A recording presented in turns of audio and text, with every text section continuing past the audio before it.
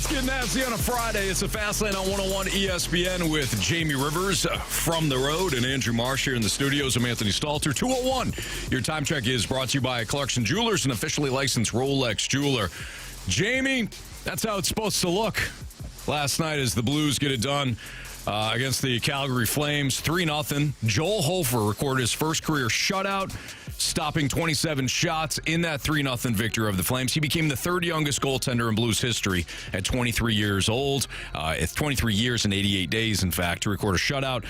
And it was an impressive performance by him. And I love the fact that the kid, after the Coyotes game, where he deserved a better fate than the final score would indicate, turns around and then picks up his first career shutout. That was impressive. Yeah, it was great. You know, right from the get-go, the Blues were a different team last night. The very first face-off, they get the puck in the zone and they get on the forecheck quickly against Calgary Flames, and they never took their foot off the gas for the rest of the game. And you know, people often wonder, you know, what is the Blues, what's their strategy? What does Craig Berube want from this team? How can they be successful? That's how they're successful, is they get the puck in deep, they get to work on the forecheck, and then they take advantage of the opportunities when they present themselves. And when things fall apart, they get solid goaltending from not one, but two guys now this season. Honestly, that was probably the best game from start to finish that I've seen them play all season long. They just were really connected out there, did a really good job defensively. I mean, I think the Flames only had 4 shots on goal in the second period. Their top two lines through the first 2 periods, their top line rather, all their big stars, had 0 shots on goal through 40 minutes. Wow. They were so bad that the head coach for the other team split them up for the third period to try and generate offense. Mm-hmm.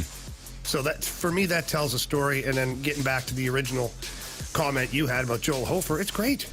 You know, what this shows me about the young man is that, you know, he's mentally tough, too. Because that didn't go his way against the Coyotes. And think about this for a second, Anthony. Can you imagine being that young kid and you got Jordan Binnington, who is, you know, he's the main character in an epic run for a franchise's first Stanley Cup ever. Yeah. And now you're playing with him, you're his partner, and he's on an epic start for this franchise again. And then the only game that you get in, you get the wheels blown off you. Mm-hmm. So as a young man, that could get to you. But he didn't let it get to him. He got out there. He was confident. I mean, I love the way he moves the puck, too. He does such a good job of moving the puck. And the boys played hard, man. Defensively, I know we're going to get into everything right now, and I'm just kind of throwing up Blues content right now here in the first segment. Go for it. But Colton Parayko and Nick Leddy, I mean, these guys are playing great. Colton Parayko especially, this might be the best I've ever seen him play. So what's the main difference, Jamie? Is it just him? Because you've always talked about the talent. You've always talked about the long strides. You've always talked about how he can get in somebody's kitchen like Nathan McKinnon and really dominate and be a difficult matchup. But what is different about what we have seen thus far to Colton Parayko in your eyes, man? You can see it. You know, you've played the game. You've played the damn position. What's different about this? Well, the first thing he mentions for some of his success is having taken the clearance camp with you. Okay, we go. Now, I didn't want to mislead. I didn't want to lead the witness at all on that one, but I appreciate you bringing that up, Jamie. No problem. He said that although he was the only person at the camp, he really enjoyed it, felt like he got a lot out of it. He benefited from the one-on-one time. So, yeah, he said that next time we'd appreciate if the coach had skates on, but and not football, either way, and not football cleats. Yeah, and he loved the football talk too at the clearance camp. It was great. But when you're on a wide receiver, you always want to make sure that you get them over to the sidelines, okay? Your sidelines is your friend. I mean the boards. The boards are your friend. Yeah, Coach Stalter, I'm not sure if that is the correct sport that we're playing here. Oh, yeah, no. So what you want to do is you just want to clear it out of the zone as quickly as possible. Yeah, naturally. So apart from that, though, what I'm seeing is I'm seeing a guy who's confident. I just am. Like, we talked yesterday about him being assertive and how it wasn't really there last year. He's assertive. I just love watching him play out there. Like, I love watching the frustration on the other team when they can't do anything. Like last night, there were a number of times where he may have been caught in a compromised position, but he was smart. He backed off a little bit, gave a little bit of ice, and then took it away. Yeah. And then skates a guy into dead ice, and the guy has nothing to do but to turn the puck over. Mm-hmm. And then Colton Parayko takes the puck, and he heads up north with it now. 2 hard strides, and that guy can't catch him. And I'm watching these Calgary Flames players just like so ticked off. So ticked off. There was a moment last night where one of the players came up to the blue line, and he went clear across the ice trying to avoid Colton Parayko. He I'm not going down this side because there's no point. Mm-hmm. And he went over to the other side, and then what was his reward? Nick Leddy stood him up, took the puck, and moved it up the ice. So overall, the defense unit, last night happened to be 7, but all of them, I mean, right now there's 8 defensemen on this roster. All 8 defensemen have done a very good job in front of their goaltenders, and now both goaltenders are proving that they're good. Forwards are starting to put some pucks in the net. Robert Thomas was great. He had 6 shots on net last night. Jordan Kyrou, another breakaway. He's a little snake bit right now, but that'll come for sure. I was thoroughly impressed with Kasperi Kapanen last night. I thought he had a really good game, and it's not just because he scored a shorthanded goal, but let's digest that for a second. Kasperi Kapanen's on your penalty kill. He really wasn't that anywhere else. But he is here for Craig Berube, and he's taking a huge amount of pride in playing in that spot and then turning on the offense. And Oscar Sundqvist, man, we're going to be talking to him before the game tonight on Bally Sports, but he had just a fantastic all-around game. He's such a good dude, too. Sat with him on the plane, talked about different things, hockey, talking about the game last night, and talking about what he believes is the true identity of this Blues team. And I'll tell you what, apart from the captain himself, Braden Chen, I don't know if there's a guy that cares more about this Blues team. Yeah. I mean, Oscar Sundqvist knows what this team needs to do to win. He loves this team. He loves the head coach. He just wants to win again wearing the blue note. So it's great. I guess what I'm trying to say is you're getting the mental buy-in, you're getting the physical buy-in on both ends of the ice, and you're getting the execution from the players that you should get it from. So right now, things are pointing in the right direction.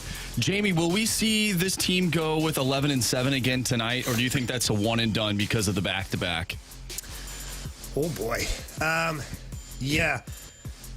It's a tough call because it's back-to-back, and you probably don't want to stress your forwards out too much, meaning that you'd probably be a little easier to roll with 4 lines and go back to 6 defensemen. But honestly, Marshy, if I'm the coach, I'm not touching anything. That team last night, that was the best 60-minute performance they've had all season long. I wouldn't touch a thing. But, hey, look, it's not my team. I don't run the team.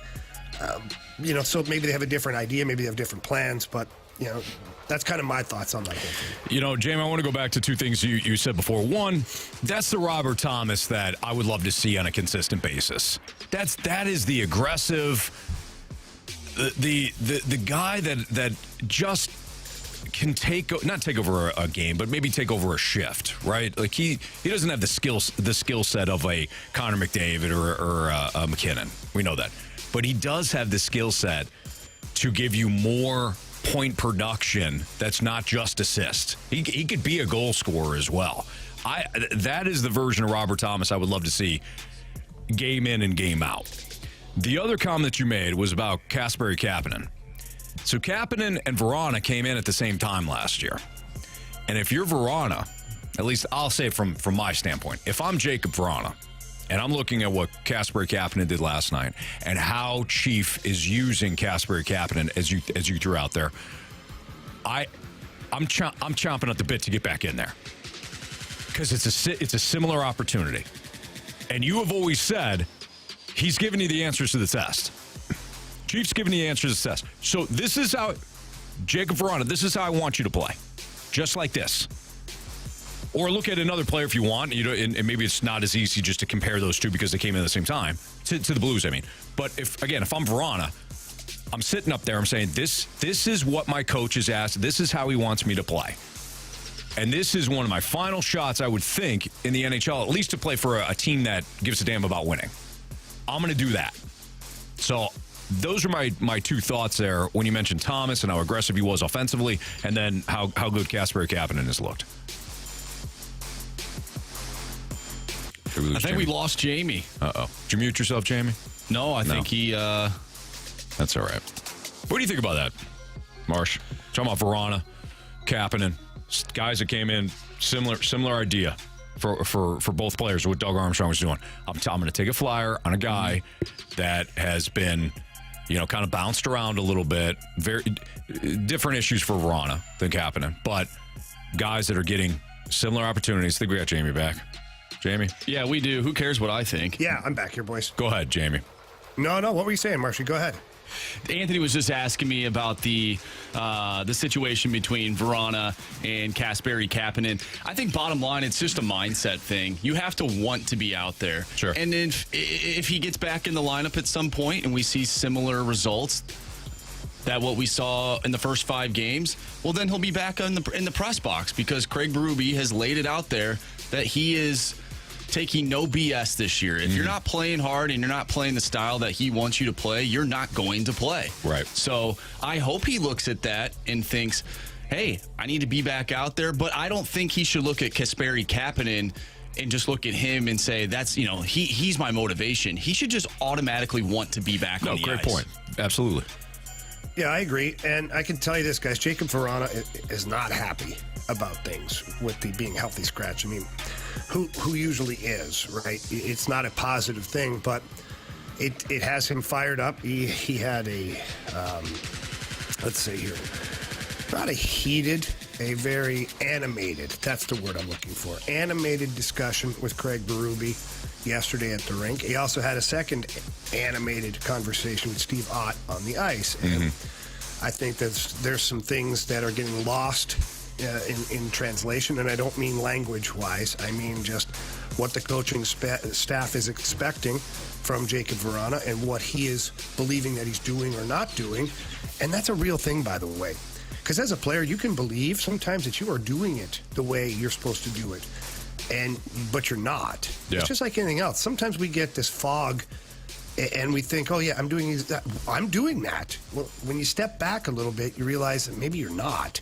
And so I think that there's some video work that's going to go into talking with Jacob Verona to show him exactly what you're talking about so that the player understands, because the talent is there. Like the goal-scoring ability, the offense, all that stuff, it's there for Jacob Verona. I just think Craig Berube and the staff here, they just want more compete on a full-time basis. And again, nobody's silly enough to think that these offensively gifted guys are going to always be defensive warriors out there. Sure.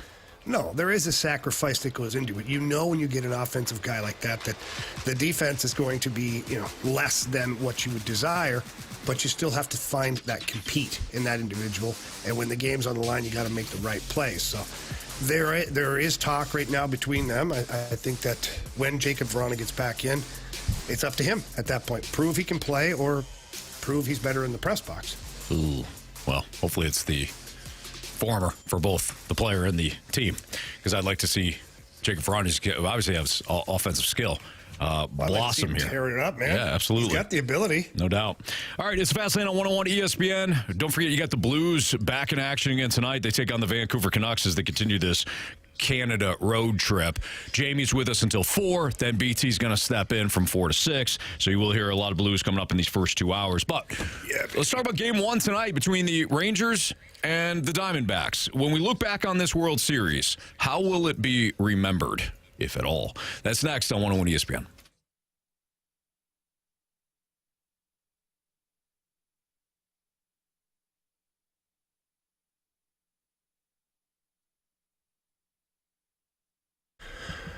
Well, Victor Wembanyama, he's getting his first action in the NBA. We saw that along with all the other games that are happening.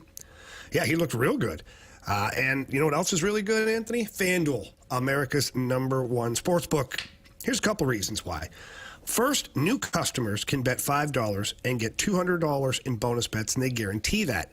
Next, all customers Get 3 months of NBA League Pass courtesy of FanDuel when they place a $5 bet on the NBA. Yeah, Jamie, that way you can watch all the action as you bet on everything from point spreads to player props. Plus, best of all, you get paid your winnings instantly. And when it comes to the NBA, you might be watching the NBA, or this week you're looking at certain teams. You're like, oh, I know that team's awful. They're overrated. Well, bet against them. Maybe you're looking at a team and said, they're underrated. I don't know why they're getting points all the time. Great. Bet them at FanDuel. Don't miss on your chance to score that $200 in bonus bets, plus the 3 months of NBA League Pass. All you have to do is visit FanDuel.com/fast. Again, FanDuel.com/fast, and tip off the NBA season in the right manner with FanDuel, the official partner of the NBA.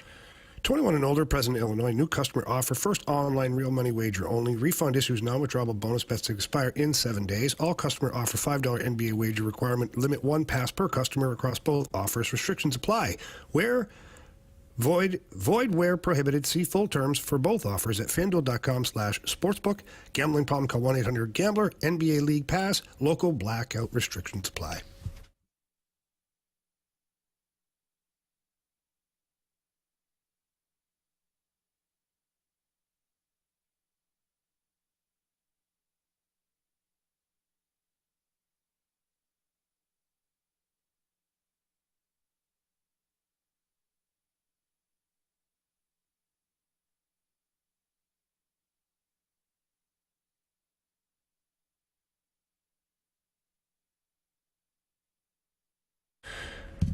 Elevate your performance with Pure Performance, your one-stop shop for all aftermarket modifications.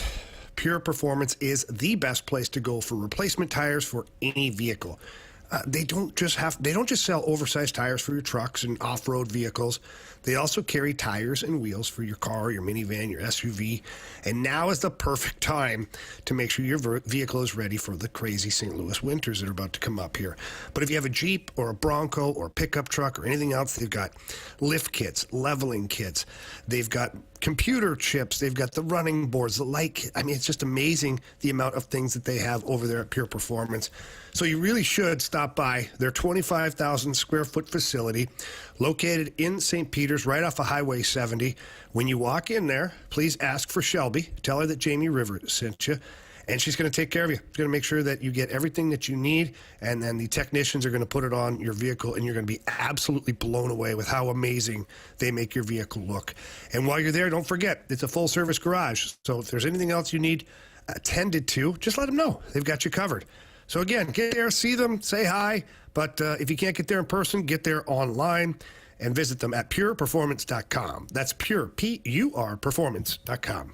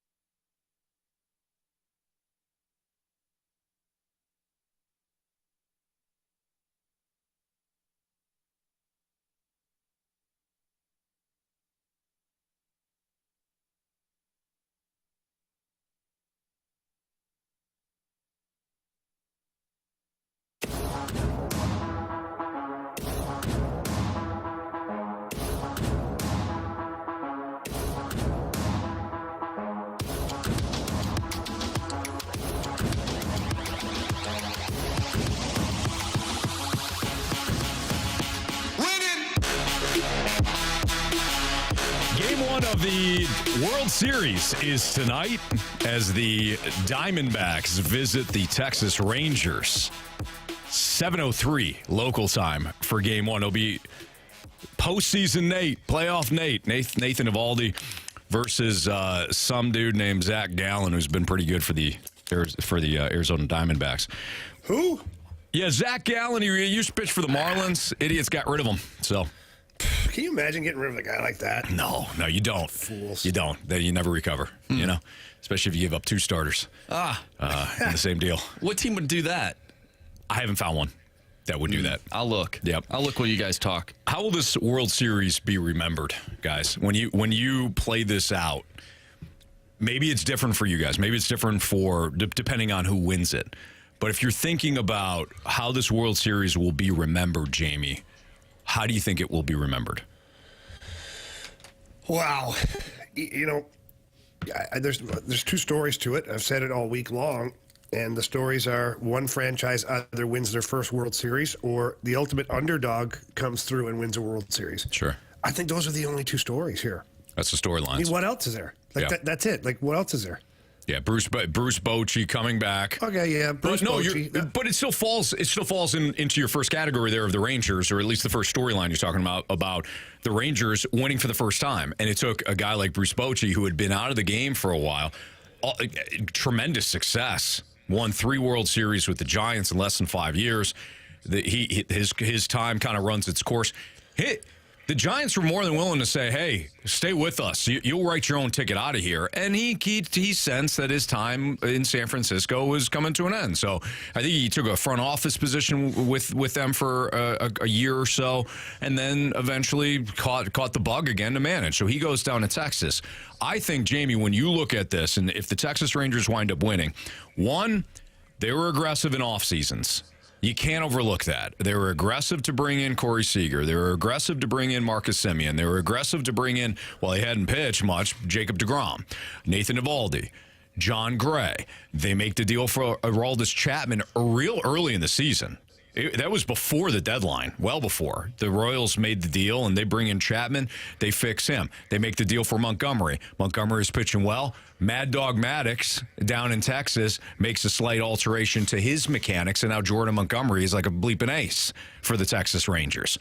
It's been the coaching staff maximizing the talent that is there, not making more out of the talent than provided to them, but maximizing what the talent is. So I think that's the storyline for the Rangers. It's a combination of being aggressive, a front office that was aggressive, and finding the right coaching staff to pair with this team.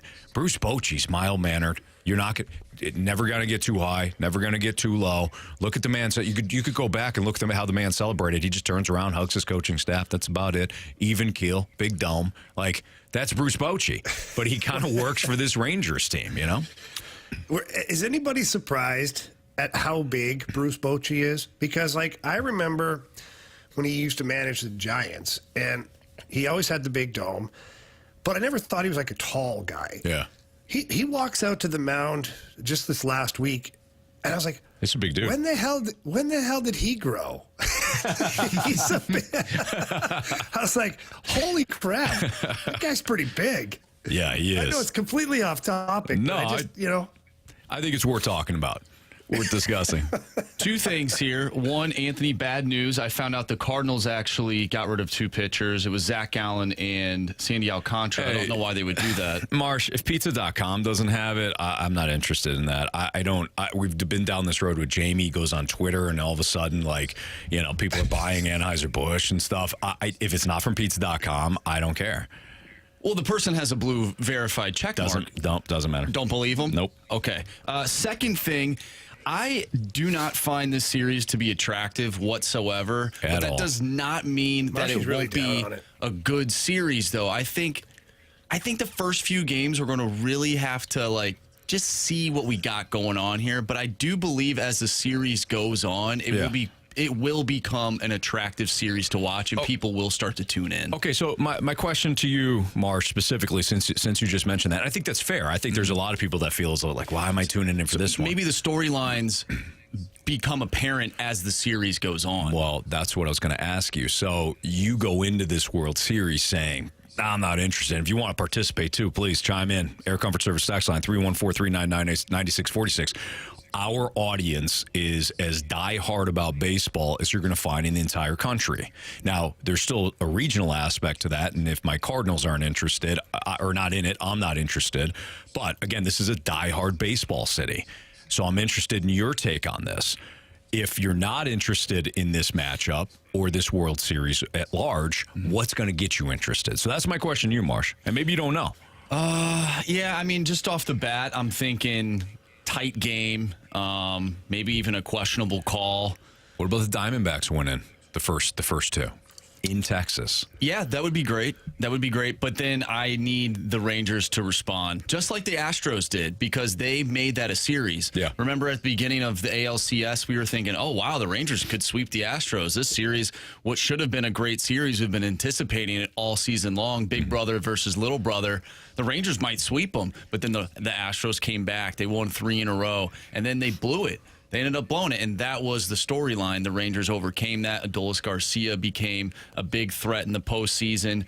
So if that does happen, then yeah, I would take an interest to it. I'm not going to not watch the games. Like the game will be on. However, if there's a football game or a Blues game on, and I got multiple screens, those games, the volume will be up. And partly because Jamie Rivers is on the Blues call. Of course. Yeah, for sure. Yeah. But as the series goes on, maybe the volume goes up on the other TV. All right. Okay. I respect that.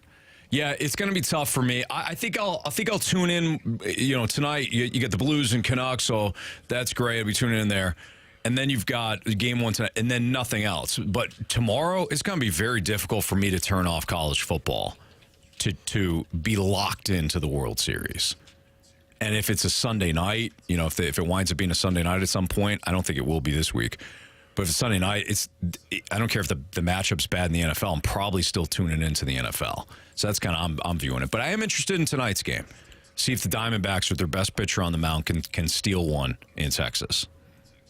So we'll find out. All right, it's Fastlane on 101 ESPN. Jamie Rivers, Andrew Marsh, I'm Anthony Stalter. Back to the Blues.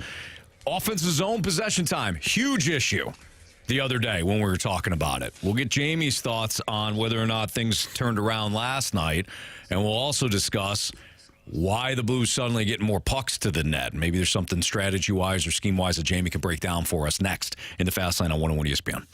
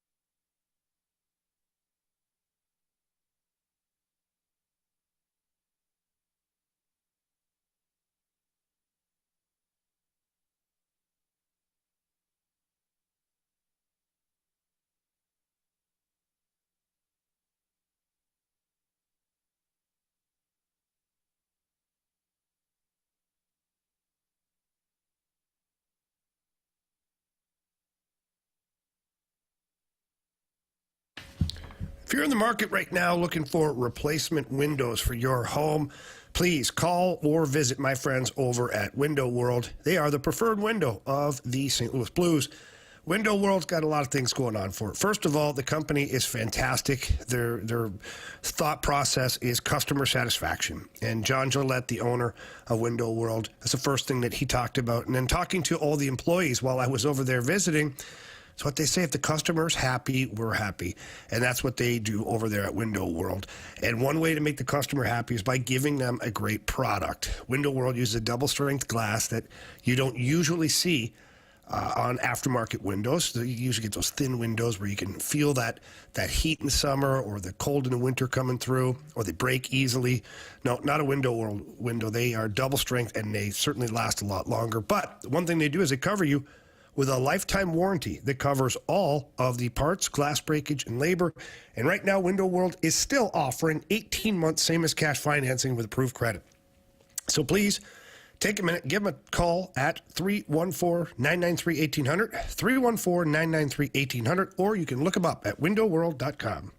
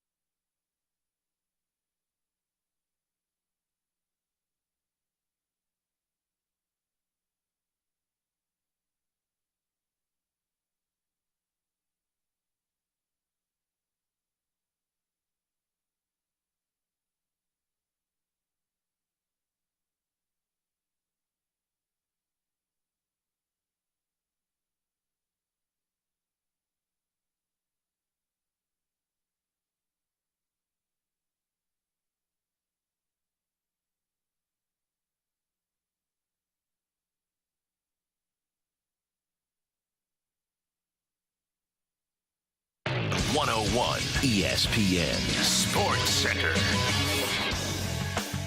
I'm Andrew Marsh. It's time for a Sports Center update, driven by Johnny Londoff Chevrolet and Johnny Londoff Autoplex. The Blues are back in the win column. They picked up a victory last night in Calgary, a 3-0 win over the Flames. They'll be back in action tonight, taking on the Vancouver Canucks. Pregame starts at 8. Puck drop is at 9. Catch all the action right here on 101 ESPN. Last night, Thursday Night Football, the Bills defeated the Buccaneers by a score of 24-18. We'll dive into that here in about 15 minutes. And tonight, we just talked about the World Series. Game number 1 is tonight. Rangers, Diamondbacks. Zach Gallen on the mound for the Diamondbacks, going up against Nathan Eovaldi. I'm Andrew Marsh, and this Sports Center update is driven by Johnny Londoff. Find new roads and shop 24/7 at londoff.com and londoffautoplex.com. Are you kidding me?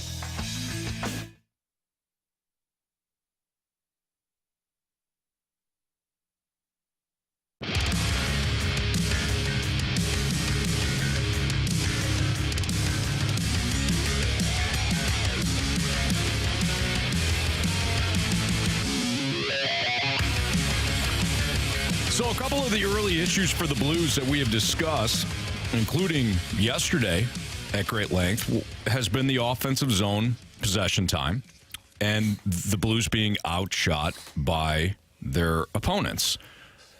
Also, part of that is getting pucks to the net.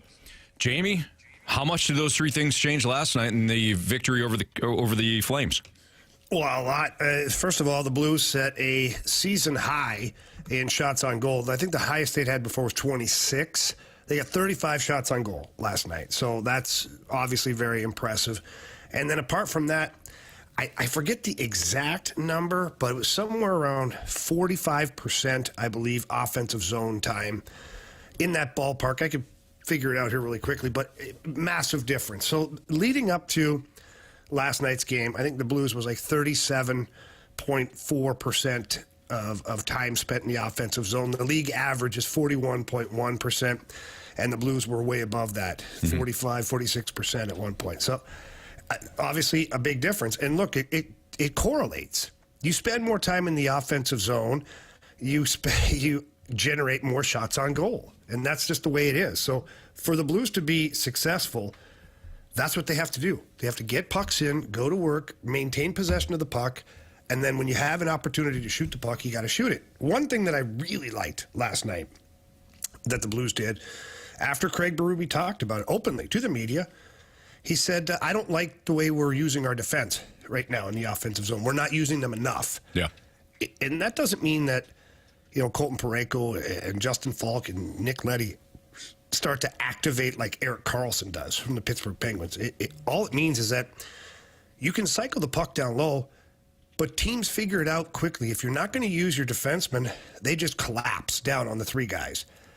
Yeah, so your defensemen aren't going to be engaged. So why do we need to cover them? That's right.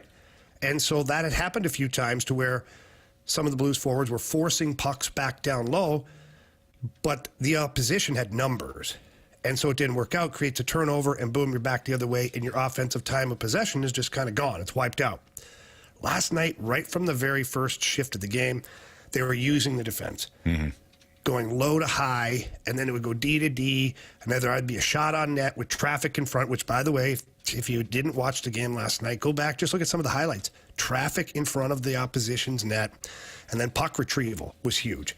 Puck retrieval is just outcompeting the opposition because it's a loose puck. Both teams, both players have the same opportunity to get it.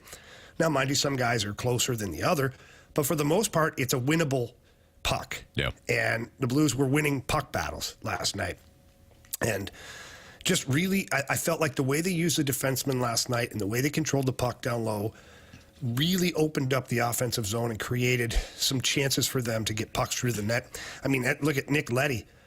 That's a puck that Kevin Hayes protects the puck down the wall, carries a guy on his back basically around the net, then very, very wisely uses a bank pass off the boards, and instead of just handling the puck, like stick handling it or dusting it off, as we say in the business, he hammered it. One-timer shot on net. What'd you have? You had Toropchenko and Jake Neighbors standing right in front of the opposition. Yeah. I think we lost you again there, Jamie. Yeah, that was a great play by Kevin Hayes. Ends up protecting the puck. Makes his way around the net, finds Nick Leddy, and then two guys were standing in front of the net, and ultimately that's how the Blues ended up scoring. It was a great play, and we've been talking about, at least people have been questioning on the text line about Kevin Hayes and whether or not his offense would get going. And I think last night we saw what he can do, just using that big body to protect the puck and make something happen in the offensive zone. Isn't it amazing we got Jamie back? No, we're still waiting on Jamie. We apologize for any technical difficulties, but Jamie, he's on the road. He's doing his thing. Valley Sports and what is up with Canada? Why can't they figure it out? Well, like Jamie said, if you don't have the hardwired into the hotel there, that you're going on Wi-Fi. I think we're good again. I think we're good. We're good, guys. There we go. So weird because I can hear you guys and I'm talking, and ordinarily because the little thing on the corner of my thing says on air. Usually that disappears when I lose it, and I can readjust. It stayed on air. Good. And then I was wondering, why is Marshy cutting me off right now? Does he not hear me talking? No. I thought that was hilarious, actually. It'd actually be kind of a fun skit. Where you guys just screw with me and act like my mic is gone. That's a dangerous game. And every time I go to talk, you talk over me. Yeah. And then Jamie gets so ticked off that he starts to really talk about how he feels about us, Marsh. Because we think what I think of you. We stop worrying about the NHL and we start worrying about the FCC. That's right. Jamie, can you react off of what Marsh just said about Kevin Hayes? So some people talking about Kevin Hayes, when's the offense going to get going and things like that. Sometimes it's going to take time. I feel like we have no patience for young players, let alone a veteran that is changing teams, changing cities, changing whatever. I realize that Cody Bellinger in a different sport may take off with the Cubs. But more times than not, when you're playing a team sport, I feel like it's a slower burn when it comes to guys getting transitioned. How about Justin Falk for a perfect local example. It took Falk almost an entire year to get comfortable with a new city, new team, new locker room, new expectations. Yeah, no, I agree. Look, a lot is expected of Kevin Hayes, and I think the reason is, yes, he counts as $3.5 million on our cap, but technically he's a $7 million player because the Flyers have eaten 50% of his contract. So if you think of a $7 million player, you're like, okay, we need to get something out of this guy. And he's been good. He hasn't been great, but he's been good. And I think that some of that is getting used to the system. He's had different line mates almost every single game. And I don't mean like two different line mates every time, but there's almost been like one person in, one person out, two guys changing. Now he's got Neighbors and Toropchenko. He started with Blais and Verana. So there's some adjustments that are going along there. There's no doubt that Kevin Hayes would like to produce more. And I think Kevin himself would say that his pace of play in the first handful of games was probably not where he wanted it to be. But last night was better. Yeah. And he's been your number one centerman in the faceoff circle. 58% last night, which is a great number to have. But he's been your best guy all season long. So he's winning faceoffs, which means he's giving you puck possession. Could he produce a little bit more? Yeah, but I think that will come with time. And you know, this is why Kevin Hayes is your third line center. Like, let's back it up for a second. Braden Shen is your second line center, and you've got Robert Thomas as your first line center. I think the expectations for Kevin Hayes right now, till he gets going, till he gets a rhythm, is he's a third line center. Yeah. If he can chip in from time to time, great. But that line has been very good. That line spent more time in the offensive zone than it did the defensive zone. That's a win for me. And those points will come, and it'll be off plays like you saw last night where Kevin Hayes protects the puck, makes a real smart heads-up play, which I think his puck management last night was much better than it had been. There were some turnovers in games before leading up to it that you're kind of shaking your head a little bit. But again, all that could be growing pains with a new franchise. Sure. So I'm willing to give him some time. That's Jamie Rivers. I'm Anthony Stalter. It's the Fast Lane on 101 ESPN. Thursday Night Football. Well, we'll update you. I did not think that there was going to be any sort of update on our Pick'em challenge, but we've got drama down the hall, so we'll update you on that. Plus, Bills? Yeah, Jamie. Oh, I can't wait to hear this. You're going to be excited and a little ticked off, at least at one of us. Are the Bills the definition of smoke and mirrors, too? That's next on 101 ESPN.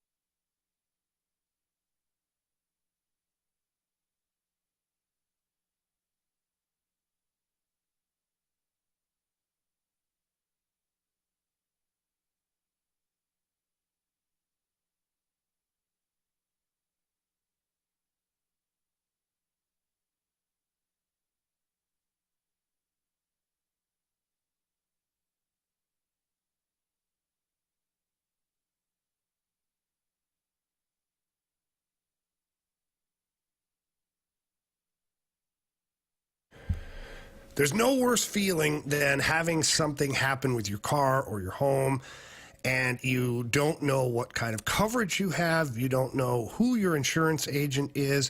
You're trying to get answers to create solutions, and you don't know where to turn. Well, that's because you don't have Tracy Bibb or the Bibb Agency. Those 1-800 numbers are great, but they don't understand what's going on or what you need. Tracy Bibb and the Bibb Agency are one quick call away to help immediately. I've had situations where I've had to call Tracy on the spot. My children who are driving right now, same thing. Little fender bender, call Tracy on the spot. And Tracy gets them their insurance cards and walks them through the process. It's just an amazing feeling to have an agent that really is thinking about you and your family.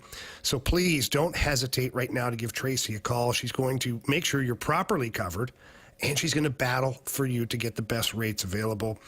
So without hesitation, please call Tracy for a free non-committal quote.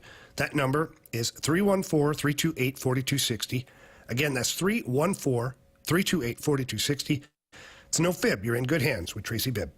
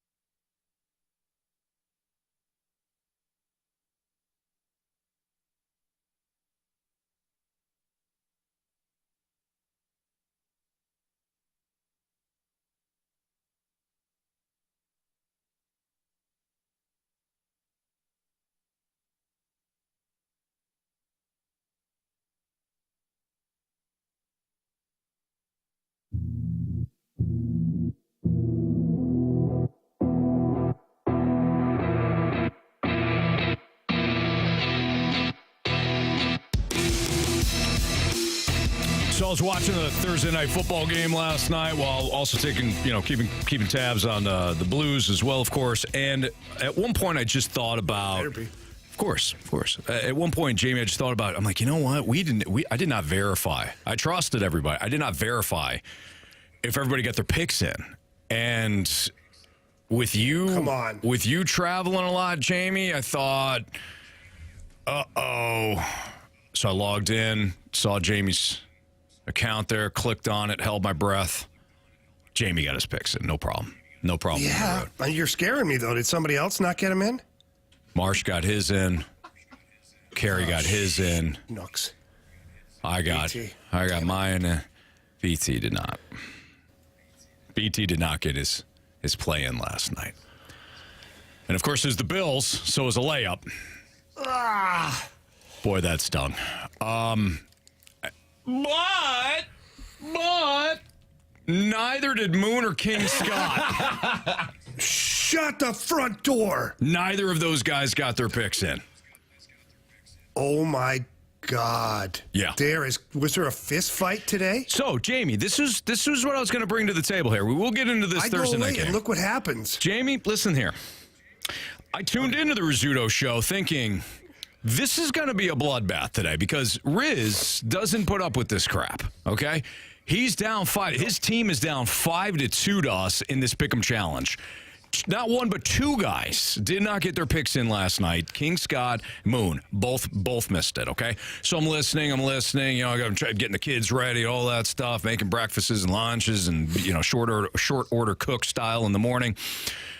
Didn't hear anything. I thought, surely I missed it. So as I was coming in today, I was listening to the podcast, and eventually I heard Moon say, "Yep, nope, this is my fault. I didn't save the picks. I didn't click next on. I know the software. I should have known better. I made the pick. I just didn't click next." Well, we should just give it to him. Yeah, right. That'll be the next conversation. Exactly. First of all, that's not true. As soon as you make the pick in this software, it's done. You don't have to click anything. Yeah, it's done. The old software 2 years ago, you had to click next. Yeah, they click next or save, whatever. Not this. As soon as you click on one team, that's it. You're good. So for them to say, "Oh yeah, no, I did make my pick," and you didn't, just own it. But here's what was worse, Jamie. Riz just laughs. He just like, "Oh, yeah, no, that's, boy, that stinks." And Moon cracked a joke. He's like, "Hey, listen, if we lose by 1, then it's all Scott's fault." And Riz is like, "Yeah, I like that." They're done. They've given up. The competitive fire, Jamie, is out of that team. If Riz is going to laugh this off, they have completely given up. They might as well wave the white flag, try to get a reduced punishment from us, and just start the punishment early, from what I heard today. Yeah, Anthony, it's disturbing in a lot of ways because, one, I thought they respected the game more than that. But two, I thought they had more pride in the show. Like, especially Scott Rizzuto, his name is the show. Mm-hmm. And he's just given up. Like, that's weird. It's definitely weird. That's weird. Well, at this point, I don't care if they give up or not. If they give up, I don't care. Then we're going to bury the needle. No doubt. We just keep going here. We just keep doing what we do. You want to play it off? We don't care. Right. You guys go do your little giggle fest, little tummy sticks. That's fine. We're going to bury you. Mm-hmm. Exactly. Now, BT he will be punished for this. We have to. We're not going to talk about what we're going to do. In the face.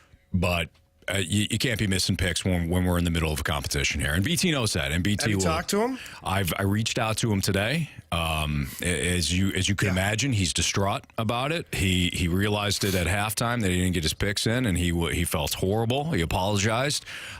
We will deal with this matter internally, and there will be both physical and mental pain that comes to BT. But he's aware of it. Yeah.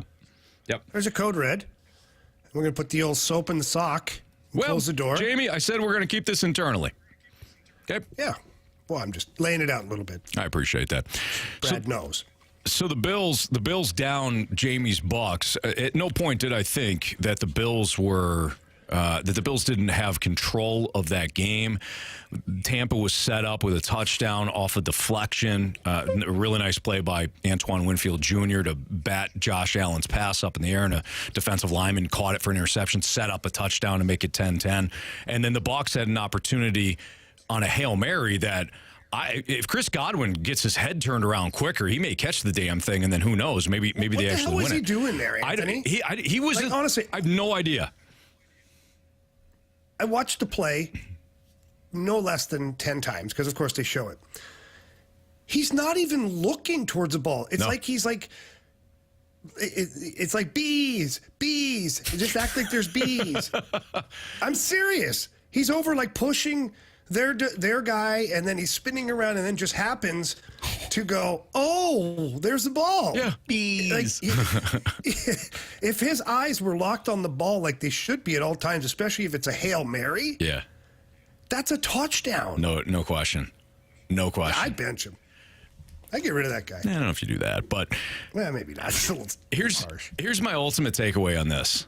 Let's focus on the Bills, because the Bucs being 3-4, I actually think they've been better than I expected. And Baker Mayfield, he made plays last night. I mean, Leonard Floyd had him dead to rights on one sack. He slipped out. He slipped out of that one and rushed for a first down. There's a couple of times Von Miller had him, one-handed ankle, and Baker, while falling down, completed another pass to extend a drive. I think the one that they scored on.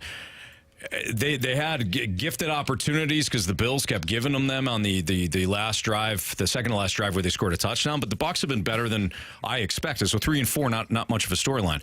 I'll say this: without Josh Allen, the Buffalo Bills are a below average team. The Buffalo Bills without Josh Allen are a 3 or 4 win team. Stephon Diggs is a stud. Josh Allen's a stud. But you take Josh Allen off, and he's like, oh, you're taking a franchise quarterback off. Of course they're going to be worse. That's not my point. My point is that roster, I don't think is that great overall, top to bottom. And then when you factor in some of these injuries, Matt Milano, I was calling him Matt Madonna for a while. I apologize if you heard that. Mike Madonna, great hockey player. Mike Madonna. I was calling him Matt Madonna. What's his Matt brother? Milano. No, different spelling. Rusty, thanks. Cousin. I appreciate Rusty reaching out to me on Twitter. He goes, where are you finding a D in Milano's name? I go, I'm an idiot. I've run into... Did you say Madonna? I was saying Madonna. Matt Milano. I had Mike Madonna. Okay. Stuck in it. It's reverse. I had the hockey player in my head this time. So hang on. I got to come clean here on something. You guys may have heard it last night if you were watching the game. The Nick Leddy goal itself. JK and I, in the break leading up to that, we're talking about one of the Flames players. It was his very first NHL game. And we're talking about my first NHL goal and all this stuff, right? So that was lodged in my brain somehow. Like I can't get things to get lodged in there on a regular basis, but once they do, worst they're timing. in there. Yeah. So then Nick Leddy, like a minute later, shoots and scores. It looks like it goes off of Jake Neighbors. And I'm thinking, well, all his family's here. This is the first time his grandparents have ever seen an NHL game, and it's his first goal in Calgary. I go to say, that might be Jake Neighbors' first career NHL goal. He scored last game. He scored against Pittsburgh 2 games ago. That's right. And I'm like sitting there, and I'm like all excited about it, right? I'm excited about it. And then our producer gets in my ear, dude, he scored 2 games ago. I'm like, yes, he did. All right. Yep. Then I had to go and correct. I was like, yeah, you know what? That's not his first career NHL goal, even if it's not. Sometimes we wear it. Should have just blamed it on JK. John, I don't know why you said that. Clearly, Jake Neighbors scored. Hey, we all That'd do be it. Funny. JK might stab me. I was driving in. I was listening to our guys BK and Ferrario, and BK they were talking about the Blues, and then BK was setting up the next segment, and BK goes, "So yeah, impressive performance shut up by Ville Husso last night." And he moved on. I go, "Nope, that's Joel Hofer." And then they came back. He's like, "Yep, I'm an idiot. I said Ville Husso meant Joel Hofer." It happens. I did the same thing last night when I was doing play-by-play. I said the person's name, and as I said it, I go, is not on the ice right now. We got a lot going on in these heads of ours. So anyways, Matt Milano, not having him for the Bills, that's tough. Not having their corner, Tre'Davious White is a huge issue. when you start to factor those guys in, I think we lost Jamie again. with Josh Allen, no, he's there. No, he's not. Never mind, he's gone again. Without Josh Allen, that is a below average roster. And my point in all of this is that the Bills will only go as far as Josh Allen takes them. That is not an overly talented defense. That run game, I like James Cook, but it's not something you can lean on.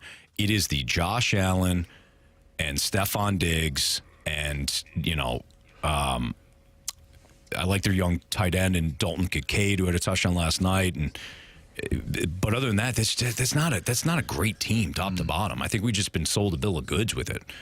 Yeah, Anthony, do you think the Buffalo Bills, if the Cincinnati Bengals were having a better year and the Jets had Aaron Rodgers, would you think the Bills are a playoff team? It's a really good question. I would still say yes, but I do wonder how much things change perspective-wise. I think that's a really unique question, man. Because I'm questioning it right now, and they're 5-3. I'm just picturing a Jets team that would be, probably their record will be much better than it is right now. And the Bengals, if they're on their game from the start, like they were supposed to be competing for that division title, that's two more teams that be playoff contenders. The Bills would be in tough. And the Bills obviously already lost to the Jets without Rodgers, so good call. All right, it's Fastlane on one. Zach Wilson. Well, when you got Zach Wilson, you have everything. Zach Wilson went on vacation. What a nice guy. Did you see that? Yeah. Well, who the hell does that? Anthony, hang on. I know we're up against it, but who the hell does that? You're just now getting the starting quarterback position back, to which they ripped it out of your hands because you were incapable of playing in the league, and now you're back in there because the franchise quarterback is injured for most, maybe all of the season, and you take the bye week to take your girlfriend back to Utah to go picking berries and apples or something like this. What the hell is he thinking? That's where Aaron Rodgers has to grab him by the scruff and be like, "What, kid? I have gone to bat for you. I stood in front of this entire team and told them to stop pointing a finger at you, and now you go and do this." What a donkey. Seriously. Still not as bad as Odell Beckham during a playoff week going on vacation with some of the Giants players before getting waxed by the Packers. You guys think that's bad? I don't think that was that bad. At least Odell was established. Odell going on vacation in between a playoff game? Zach Wilson using his bye to go back to where he essentially went to college to go apple picking. When you're the QB, I'm with Jamie. He's not a receiver. He's not a corner. Who's to say he's not doing research back in Utah? What's the difference between him going apple picking in New York or New Jersey, wherever the hell he lives? So go apple picking in New York. Is his OC there? Is his position coach there? Is he going over? Zach Wilson is still trying to Jamie's point, still trying to establish himself in this league. And he has just started to turn a very small corner. I think you use that opportunity to bury yourself into just being a quarterback. Yeah, maybe you earmark a couple of days where you and your girlfriend go somewhere in and around New York, Connecticut, something like that. Go do your things, your family things here. You talk to your OC, say, "Hey, look, I'll take Tuesday and Thursday. I'm going to do some family stuff. But Monday, Wednesday, Friday, why don't we get to the facility? I really want to be prepared for 2 weeks from now." Yeah. Perception is everything. And your behavior in these kind of situations tell me everything I need to know. I would be living at the damn facility. If I was Zach Wilson with the opportunity to make that much freaking money and play for the New York Jets, I'd just be like, "Hey guys, by the way, that room over there, I'm renting it for the year. Yeah. This is where I'll be if you need me." If Mahomes did it, I wouldn't bat an eye. If Joe Burrow did it, I wouldn't bat an eye. But if you're Zach Wilson, Marsha, I've sensed that you feel like we're being harsh. It's a bye week. It's a bye week. Who's to say that he didn't go there for one day, like you just said, took a PJ and then came back? He's an NFL player. He's got a ton of money. Well, he could buy PJs anywhere. He could buy PJs at home. I get what you're saying. I totally do. I totally get it. I just think the guy I think there should be a good balance. This guy's getting criticized. He's in the New York media. The guy probably needs a day off to reset himself, hang out with his family, and then come So back fly and get them to in on the work. PJ. Who's Fly to say them that he in did New it? All York. we're looking at is an Instagram photo. I know, but Marshy, this is the whole point of it. Is we're able to focus on something because he's somewhere where he really shouldn't have been. But we're the Keep it outside easy for noise. yourself. We're the outside What's that? noise. We're the outside noise. Who's to say that he didn't talk to his coaches and said, "Hey, Okay. I'm going to take this time off"? Like, He we don't may know. have. We don't Yeah. know. No, you're right. He may. may I have, get the Marshy. outside perspective. But what do you think that's people just are going to be outside talking noise. about? What do you think people are going to be talking about the Monday after the next game if he sucks? Who cares though? Like all that should matter to him is what people say mean, in who that cares? locker room. Who cares what we have to say? But they've been against him too. Though. But he's I been so understand that. affected by it. I think been it's butthurt by everybody that criticizes him. So now he brings on the criticism himself, and then you're like, oh well, who cares what they think? Well, bull spit, because he's been worried about it the whole time. Let's just see how he does this week. Maybe he was throwing some apples across the yard, helping his arm. Probably intercepted. stepped in front by the uncle. I think the Giants upset the Jets this week. We get a I great do. text here from the 618. Jamie, how many times have you been someplace you shouldn't have been at 25? 1,000. Okay, great 1,000. point. Which is why I know. The perception is everything, and the perception of me as a young hockey player in the NHL was someone who likes to run the horses on and off the ice. And guess what? It got me traded a whole bunch of times. It took me 10 years to shake the damn narrative. So trust me, I know. He was playing in Siberia because of it. Okay? Come on. You're not wrong, Anthony. You're not wrong. All right, Blues power play struggles next on 101 ESPN.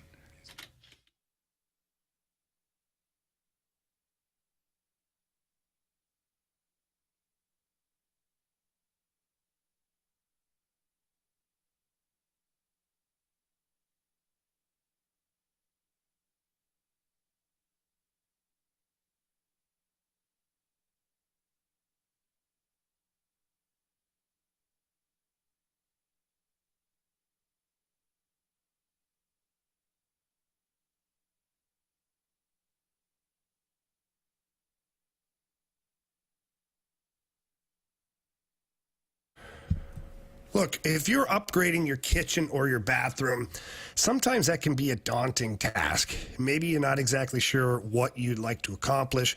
Maybe you don't know what kind of countertop, cabinets. I mean, you name it. It can be very, very confusing. So let me help you out here.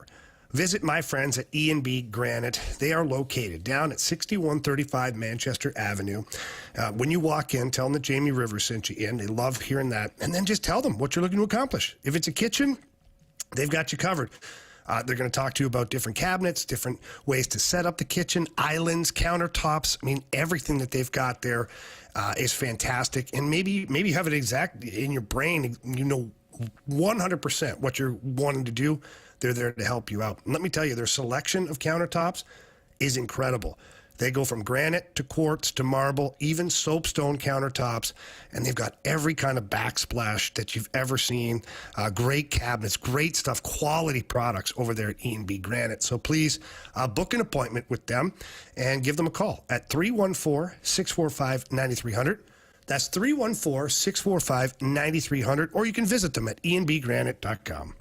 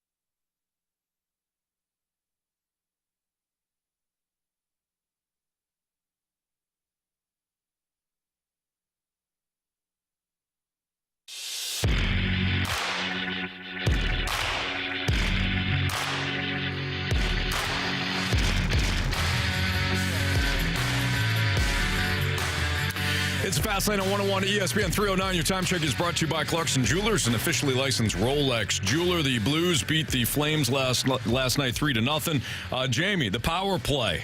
That's been a source of discussion, too. What's your takeaway here?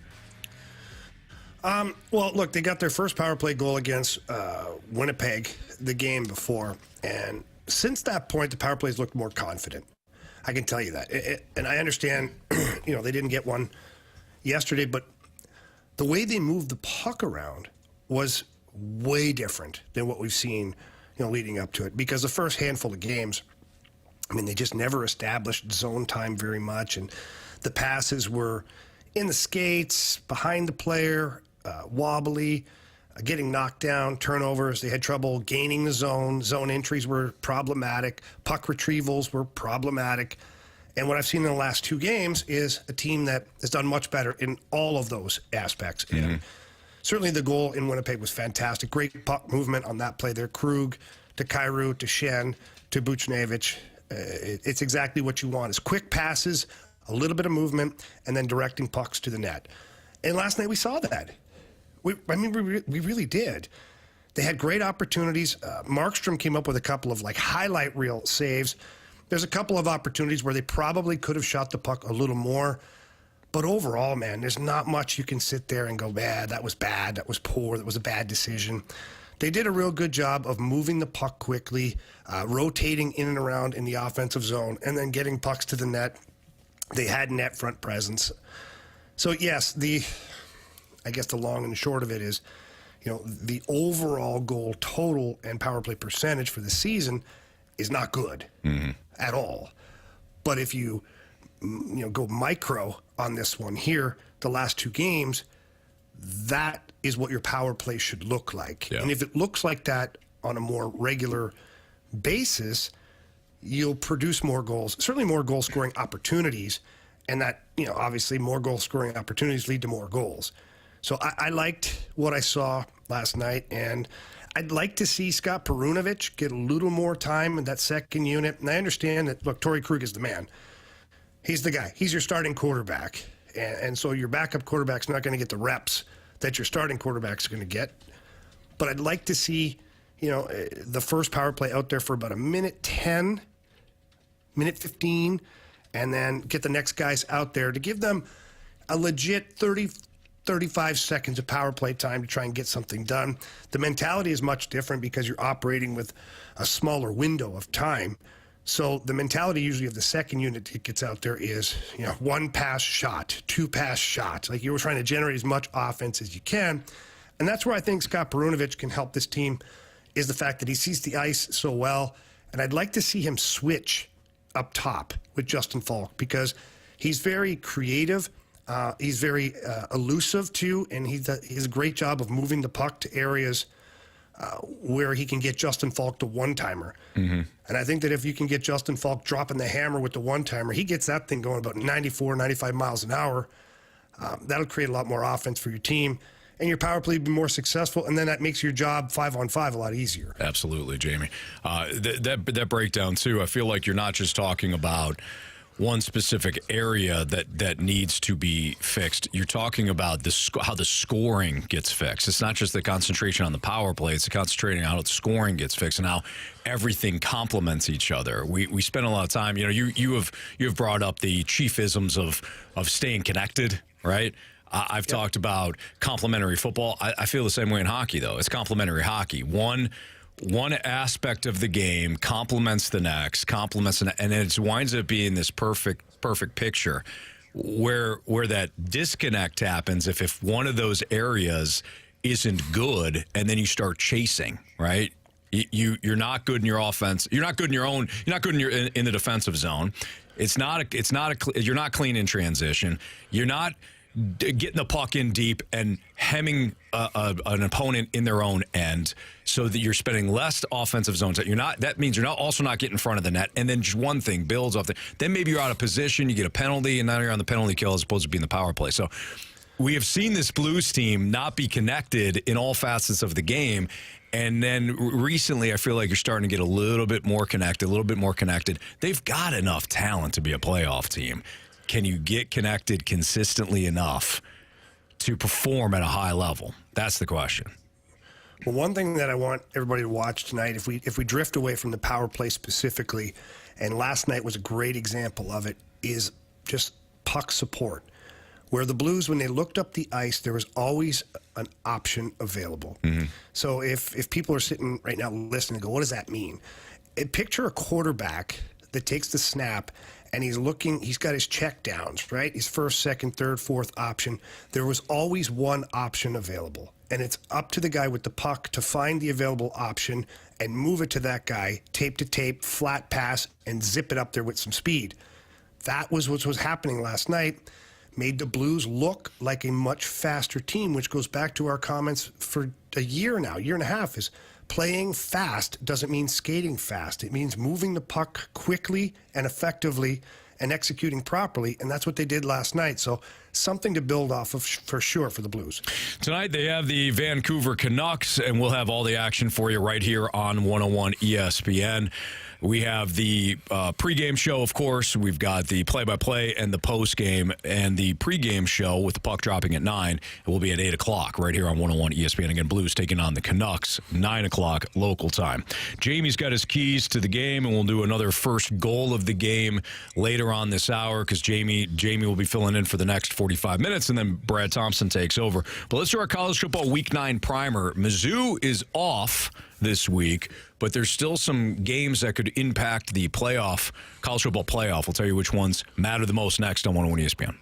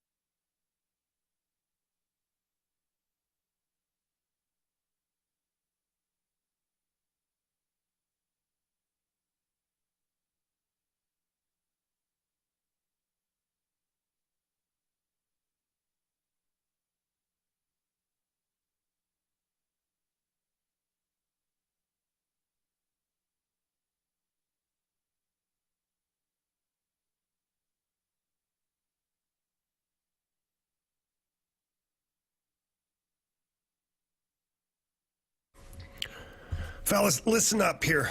Are you tired of being overcharged for your ED meds? I bet you are. And again, I don't care. Nobody cares if you're using ED meds, but we do care. I care in particular that you're paying too much for them. The little blue pill, the little gummy things, stop it. Get over to the medicine shop in St. Charles. They're your destination for cheap ED meds. They have the generic called sildenafil for less than $2 a pill. Of course, your prescription is required for that. And if you're like me and you travel, you've just got a crazy lifestyle, you can't be home or you can't be at the pharmacy, can't do things, can't get a hold of things when you need to. Well, the medicine shop in St. Charles has free discreet shipping and delivery to your home or your workplace. They also have a full pharmacy available to you where they're going to take great care of you. Unbelievable customer service. They're going to answer all of your questions, going to help you with suggestions for whether it's cold and flu or allergies or just anything at all. They've got you covered over there at the medicine shop in St. Charles. So please go by, visit them, tell them that Jamie Rivers sent you in, or you can visit them online at stcharles.pharmacy. That's stcharles.pharmacy.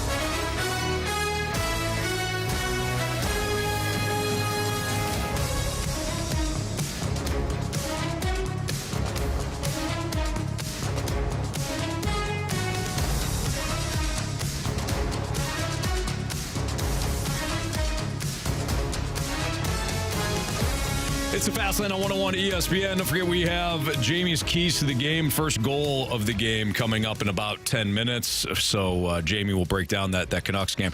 But let's get into some college football. Week 9 quick hitters and storylines. This college football season has been, I think, just fantastic. I think it's been outstanding. You've got a lot of parity at the top. Mizzou has played very well this season. They had one slip up against LSU. But I was listening to BK and Ferrario driving in, and they were talking about how one of the blog writers for Georgia went on Feinbaum's show and was just taking shots at Eli. It was horrible. Like saying, let's not. I saw that. How embarrassing. Let's not make him Nick Saban. That guy was nobody's saying Eli Drinkwitz is Nick Saban. biggest baby I've ever seen. Yeah. I'll say right now, he was a big baby. Preach, Marshy. Preach. If that guy, if I was Feinbaum in that situation, let's just say, that guy came on our show and he did the whole choke thing last week last season with Georgia and Mizzou, and he choked against Georgia. Hey, bro, why are you in that game? Why are you in that game? Mizzou is a much better team this year than they were a year ago. Why are you in that game? If you're a national championship powerhouse and it's a little old Mizzou, why is Mizzou giving you a game then, champ?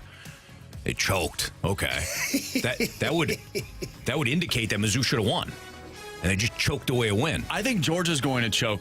I really do. I think they're going to miss a field goal at the end of the game, and they're going to lose. This week or against Mizzou next week? Next week against Mizzou because of this guy. I'm rooting for it. because of this guy. Because of this guy. This is your fault. It's just like the guy who was singing that song for the Padres last year. Hey, blew it. It was his fault. Did that work? Woof. Not well. So, no Mizzou this weekend, but number 8 Oregon travels to number 13 Utah. And this, guys, whenever I hear, and the chatter has gotten less and less over the years, but whenever I hear that an expanded playoff would take away from a regular season, it drives me crazy because this is a perfect example of why it wouldn't take away. This is essentially a playoff game for Oregon and Utah. Even in an expanded playoff field, this would still be a bit of a elimination game because both of them have one loss. So now you have Oregon and Utah. Loser will not be participating or having a shot, I should say, in playing in a playoff game. So that one's fascinating to me this week. Even though Florida's not great, the Georgia-Florida game is always interesting in Jacksonville. It's the largest outdoor cocktail party, or they call it something else now because they're all afraid of getting sued and stuff. But still, for us, it's the largest outdoor cocktail party. Threw a wet blanket on that one, Anthony. Sorry. Number 20 Duke is going to number 18 Louisville. That's the other topped ranked game. And then one that I think is at least interesting. I don't think Wisconsin's very good. I think Wisconsin stinks. Why do you hate them? They don't have an offense. They're boring. No, but every year you don't like Wisconsin. Yeah, I just don't. I'm not a big fan. But they annoy me. They're like they're vanilla ice cream. They just.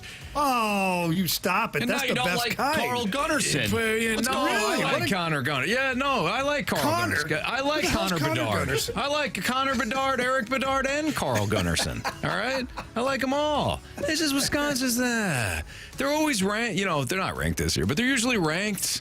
And they're like, oh, don't forget about Wisconsin. No, I'm going to forget about Wisconsin. Badgers, Anthony. Better watch all right, why don't you badger somebody's face off this weekend? Because Ohio State's got injury problems offensively, but they won't. Wisconsin will score under 10 points because they won't be able to move the ball. But that should be a decent game. Should. Other than that, you got Colorado going to UCLA, Tennessee against Kentucky. This is the first kind of down week, I think, in college football.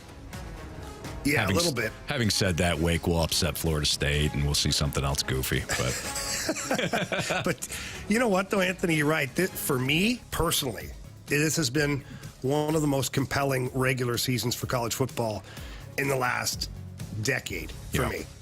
Just because there has been a lot of really interesting matchups. Well, I have to admit, Colorado being on the scene at the start of the season and doing what they did and just bringing all the attention to that program and whatnot, that kind of got me hooked. Mm-hmm.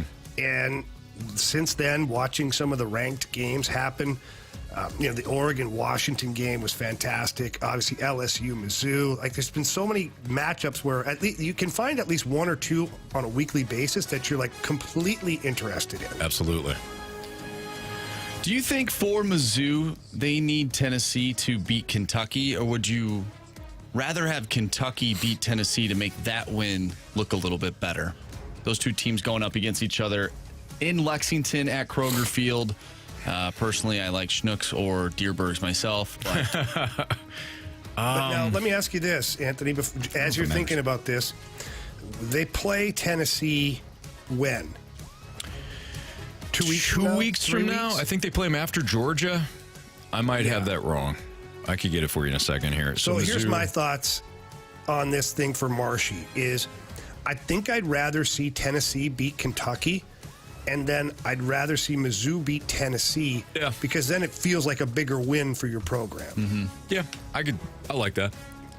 I think for Mizzou, just kind of it just really comes down to them taking care of business. Here's the good thing. I heard the guys our midday show talking about it earlier, and T-Bone made the point of, well, that Kansas State win doesn't look that great right now, and he's right, because if you look at Kansas State, they went on the road as a double-digit favorite, lost to Oklahoma State outright.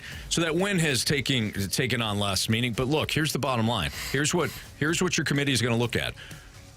Who did you beat? Which ranked opponents did you beat? Which ranked opponents did you lose to? There's good losses and good wins when it comes to the committee. And Kansas State was 15th when you beat them. Bottom line. So Kansas State being 15, Kentucky being 24th. Obviously they'll have Georgia ranked, and then hopefully, you know what? You want Tennessee to beat Kentucky. You want Tennessee ranked when Mizzou faces them. That's my answer on that. So Jamie, I'm with you in line in terms of thinking of, hey, we want Tennessee to go in and beat Kentucky on Saturday night. Otherwise, again, I think watching Georgia and Florida over the weekend with Georgia on tap for Mizzou, I think that's going to be a compelling matchup. All right, moving forward here, since Jamie is bowing out at 4, let's do our NFL Week 8 Pick'em Challenge. We'll run through our upsets, our blowout picks, the games that are kind of giving us trouble. We'll break that down next on 101 ESPN.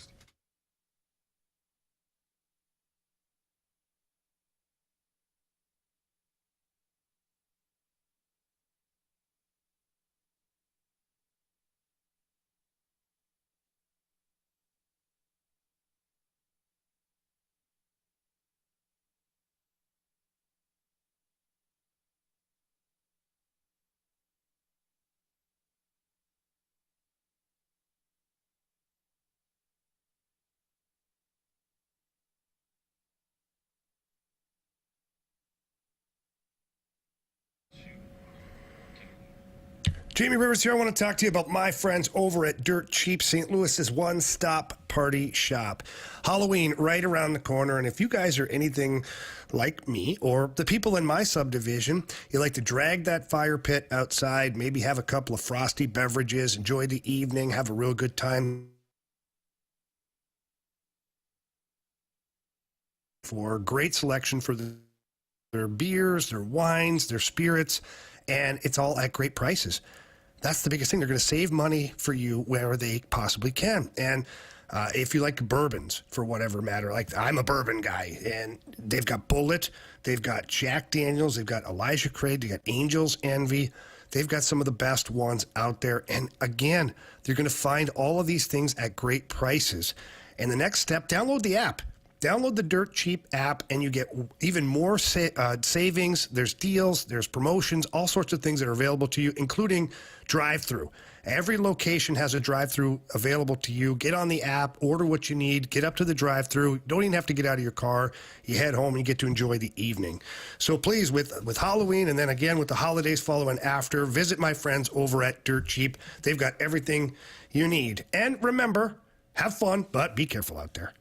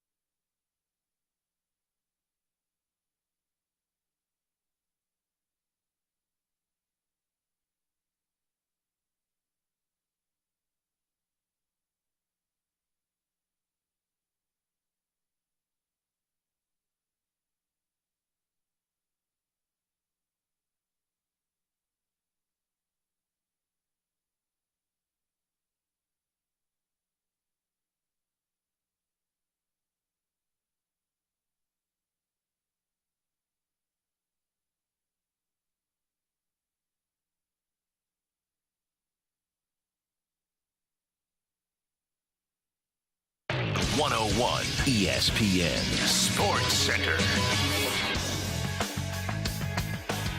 I'm Andrew Marsh. It's time for a Sports Center update brought to you by Saliga Heating and Cooling.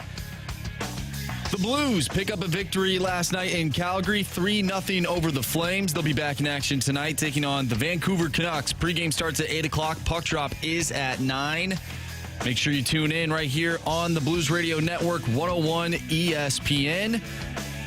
We also have the Rangers and Diamondbacks Game 1 of the World Series tonight. Zach Gallen on the mound for Arizona, going up against Nathan Eovaldi for Texas. Last night, the Bills defeated the Buccaneers in Thursday Night Football, 24-18. We're going to give our Week 8 picks for our Pick'em Challenge. I'm Andrew Marsh, and the Sports Center Update is brought to you by Saliga Heating and Cooling, independent American Standard heating and air conditioning dealer.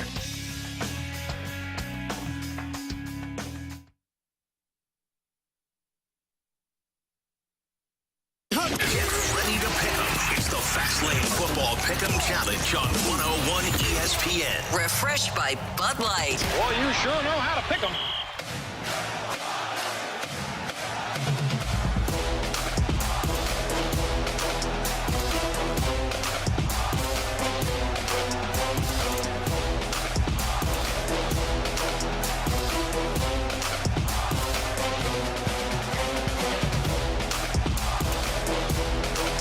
It's the Fast Lane on 101 ESPN. So, Jamie, since he's out in the next 30 minutes, we're going to do our NFL Week 8 Pick'em Challenge predictions. We usually save this for the final hour of a Friday show, but again, we wanted to get into it right now. So, without further ado, what is your blowout special this weekend, Jamie Rivers? Wow, this is a weird week for me. I earmarked a lot of different games, but the one I think that is going to be a blowout, I think the Chargers are going to take the Bears to Pound Town. They're in LA, and it's the Bears, and if nothing else, that Chargers team can put up offense. Mm-hmm. I think that to me is a blowout special this week. Marsh? I think the Houston Texans are going to blow out the Carolina Panthers, and we're going to see why C.J. Stroud should have been the number 1 overall pick this year. Okay. I did like Jamie's Chargers pick over the Bears. I was looking at that Eagles-Commanders game as a potential blowout. Me too. But for whatever reason, Washington just gives Philly trouble. They beat them last year. They should have beat them earlier this year in Philadelphia. I don't think the Commanders are good. I think the Eagles are the best team now in the NFC. But for whatever reason, again, the matchup, divisional game. So I'm going to skip that one. Then I went to the Dolphins and Patriots. But Dolphins are dealing with a bunch of... hot right now, Anthony. The Patriots have won exactly 1 in a row. And you know when they've won 1 in a row, they start to build up confidence. The Dolphins are banged up. Apparently, there might be some weather issues there, so I'm gonna skip that, and I'm gonna go to the Ravens and Cardinals and take what should be a layup and have the Ravens win by two plus touchdowns against the Cardinals. The Cardinals have been competitive this year, but over the last couple of weeks, the talent level has really, or lack thereof, has shown up. So I'm going to take the Ravens over the Cardinals. All right. Marsh, your upset special. I have the Pittsburgh Steelers upsetting the Jacksonville Jaguars. Steelers are at home. They've been playing good ball. And by good ball, I mean they're somehow winning football games. That they shouldn't be. Yes. And I think they somehow win this one, too. I actually took the Steelers as well. I'll pick another upset special, but I have the Steelers, too. I had thought about the Steelers for sure. I don't know the line. I'm trying to pull it up here. You might have it handy, Anthony. Sure. Indianapolis, New Orleans. What's the line there? Indy is +1. Okay, so they're an underdog. I mean, they're technically the only thing to qualify for an upset special is they have to be a betting underdog as of today. So if you have the Colts, then that's yours. My pick. Okay, that's my pick, and I actually picked that one. Unlike before, where you give out one on a Friday. Shh. Quiet, Anthony. Knowing that there's no way you're going to stick with it, right? Correct. I'm going to I was gonna take the Steelers. In fact, I picked the Steelers. I'll stick with the one that I threw out earlier, just so everybody knows I wasn't being flippant about it. I think the Giants upset the Jets. Neither Is that team really an upset? The Giants again. Giants are a 3-point dog. The Jets. You got Zach Wilson. Instead of studying the playbook, he's out apple picking with his family. Marsh doesn't seem to care, but the Jets will when he loses. That's true. The Giants defensively have gotten better recently, and I think Tyrod Taylor gives them a better shot to win over Daniel Jones. And as long as Saquon Barkley's there, their offense is somewhat intact. So give me the Giants over the Jets in the Snoopy Bowl on Sunday. Let's go with the game that's giving you nightmares. The one that you've looked at it 400 times and you've come up with 400 different answers. What about you, Jamie? There's a lot of them. There's a lot of them this week. I look at the Battle of New York. That one there for me is like I have no idea. I look at Cleveland and Seattle. Not sure what to expect there. And the one that I'm really torn on, and this is where I got to pick your brain a little bit, Cincinnati, San Francisco. Mm-hmm. Now, Brock Purdy out for the 49ers, correct? He's in concussion protocol. Apparently, he got a limited session on Thursday, which would indicate that they would play. But he's okay. From what I've heard, they're almost anticipating that it's going to be Sam Darnold. But no, he's not. Brock Purdy's not officially out. So that's the one for me. That's the one for me. As it sits currently, I have the 49ers. And I'm flipping back and forth because I'm like, if Brock Purdy's not playing, I want to flip it to Joe Burrow and the Bengals. But then I go, what if Sam Darnold is perfect for this offense? Mm-hmm. Maybe this unlocks Sam Darnold and he goes out there and shoves. Jamie, it's not a crazy thought. I know. So you see where I'm at right now. Mm-hmm. So that's the one for me that has me. Currently, I'm on the 49ers. But that one has me torn back and forth because I don't know what to expect from either Brock Purdy if he plays or Sam Darnold for that matter. Yeah, that's a tough one. Marsh? I'm looking at this Indianapolis Colts and New Orleans Saints game. What version of Derek Carr are we going to get? Are we going to get the end of Thursday Night Football Derek Carr, where he was pretty good, or are we going to get Anthony's least favorite person in the NFL, Derek Carr? Well, with Rodgers on the shelf, he is. Right, yeah. That's a good point. Yeah, current player that is healthy. And what version of the Indianapolis Colts are we going to get? I mean, they put up 30-plus points against the Cleveland defense, which we have all said is a pretty good defense. Yeah. So I don't know who's going to win this game. I gave the edge to Indy because they're at home. Marsh had the same exact game. That's the one where a couple of weeks ago when the Saints played the Texans, I took the Texans because I believe wholeheartedly that the Texans were a better team than the Saints. I looked at this matchup and I'm like, I think the Saints are slightly better. I wound up taking the Saints, but that's one of the where I know I'm going to be wrong on.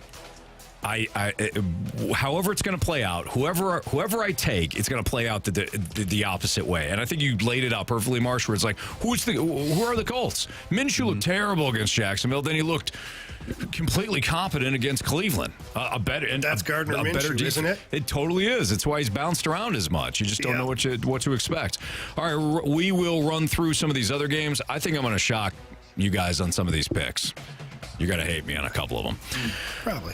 Why don't we talk about let me just pull up the pick'em one and we'll go right down the list. I think the first one was Cowboys and Rams. I have the Cowboys. I think the Cowboys defensive line is going to give the Rams offensive line all kinds of issues tomorrow on Sunday. Yeah. How about them Cowboys for me? I also have the Cowboys. All right. This is the first one, and I might flip it.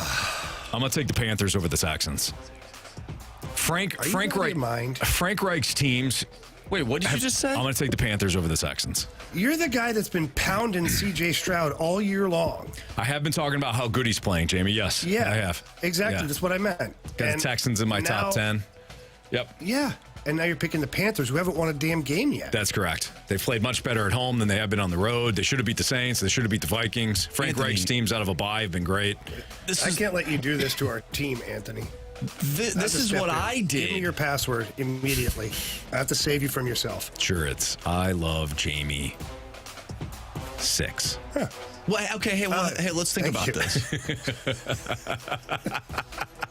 Anthony, they have given us points. Uh-huh. I mean, they didn't even We're pick up any by teams. 1, right? Yeah, we're up by 1. And you're going to give those points so back? let's not screw that. Yeah, like seriously, Anthony. Nobody in the world is picking the Panthers, and there's a reason for that. No, don't say, well, if everybody's on one side. It happened a week ago. Everybody was on one side, and that one side won. Remember that when you picked the Saints? I do. Remember that one? Okay, I do. Yeah. I'm making up for it with the Panthers. You're making the same mistake. Are you? You're making the same damn mistake. hey, no, it's my Anthony, picks. No. Okay. No, it's not. It's not. No, this is a team. You'll all be thanking me on Sunday. No, we won't, Anthony. Let's move No, on. we won't. I also have the Packers over the Vikings. Holy What? Vikings are flying high, short week, divisional game, Packers season on the line at Lambeau. no way. There's no way Kirk plays that well 2 games in a row. That was their Super Bowl on Monday night. They're going to fall flat at Lambeau. Packers with Aaron Jones healthy, they're going to win it. Give me Green Bay. Kirk Cousins spent an extra day with his friggin' brain cap on, electrocuting himself this week. He's ready to go. Shocking himself. Oh, my gosh. Who do you guys have? He's ready. I got the Vikings. Skull. I took the Vikings, too. Initially, I put the Packers because these two teams, they usually sort of go back and forth, and Green Bay usually wins at home. Minnesota wins at home, and, they're at Lambeau this week. But I don't know. I'm feeling good this week about my Minnesota Vikings, so I'm picking the team in purple. All right, as of now, I have the Saints over the Colts. Again, that was the one that I don't feel great about. Jamie, we know you like the Colts. Marsh, we know you like the Colts. I actually picked them this week. I've got the Dolphins over the Patriots. Yes. Yes. The Giants were my upset special over the Jets. So I have the Giants. I picked the Jets. I also went with the pumpkin patch man himself. Yeah. I thought it was the apples. Well, I thought you were he He did went both. to both. Oh, he did both. Yes, He had you enough can- time to do both. That's Yes. nice. Well, I'm That's sure they're good. at the Went same with it. place. That's good. I'm glad he did both Went with there. his girlfriend. Yeah. Pick. That's fantastic. Apples and No, it's pumpkins. good. It's Probably good. should have been peaches. Hey, it's his week off. He can do whatever he wants with it. Jets are winning for me. I got the Steelers over the Jaguars. Mike Tomlin, home dog. I don't. Marsh, I know you like the Steelers. Yes. I took the Falcons over the Titans, who are starting rookie Will Levis. Yes. Same here. I also went with the Falcons. And now that you say that makes a lot of sense why you have Minnesota losing, because I am one step closer. Well, yeah, the damn 49ers being didn't take care of tied business on Monday. That for the should have Waffle been a House layup. challenge. That should have been a layup. We're one game back. Come on, Kyle Shanahan. You're one game back from me having to do the deal. Yeah, that's true. Yeah, technically it'd be Jamie that'd have to worry about it if the Falcons lose and the Vikings win this weekend. Son of a. I have the Eagles over the Commanders. You guys too? Yes. Yes. I took the Seahawks over the Browns. That was another one that kind of was giving me issues, but I wound up taking the Seahawks. Yes. I have the Browns, but I might switch because I saw this 7-minute video of Geno Smith, and it was a nice comeback story, and there's no way the NFL lets him lose after putting that out. So I think I'm going to switch to Seattle. The script is in. Everybody got the Ravens over the Cardinals. Yes. Yes. Everybody got the Chiefs over the Broncos. Yes. Correct. I took the Niners over the Bengals. It wasn't, Jamie, you were talking about it being a difficult decision. I think that defensive line they're not going to have 2 bad games in a row. I think they wind up decapitating Joe Burrow. Man, Okay. it's a whole mess. I got the Niners right now. I'm on the Niners, so I'm fine with that. Marsh. I have Cincinnati. Oh boy. Okay. You think Minecraft's going to go win them a game? Probably. Yeah, I do. They put the ball in anybody's hands. Yeah. And they can win with that team. Mr. Irrelevant was undefeated last year until his arm fell off in the playoff game. Christian McCaffrey almost became starting quarterback. Absolutely. Chargers over the Bears. Yes. Lions over the Raiders. Yes. Okay. Yes. There we go. All right, Jamie's keys through the game and first goal of the game next on 101 ESPN.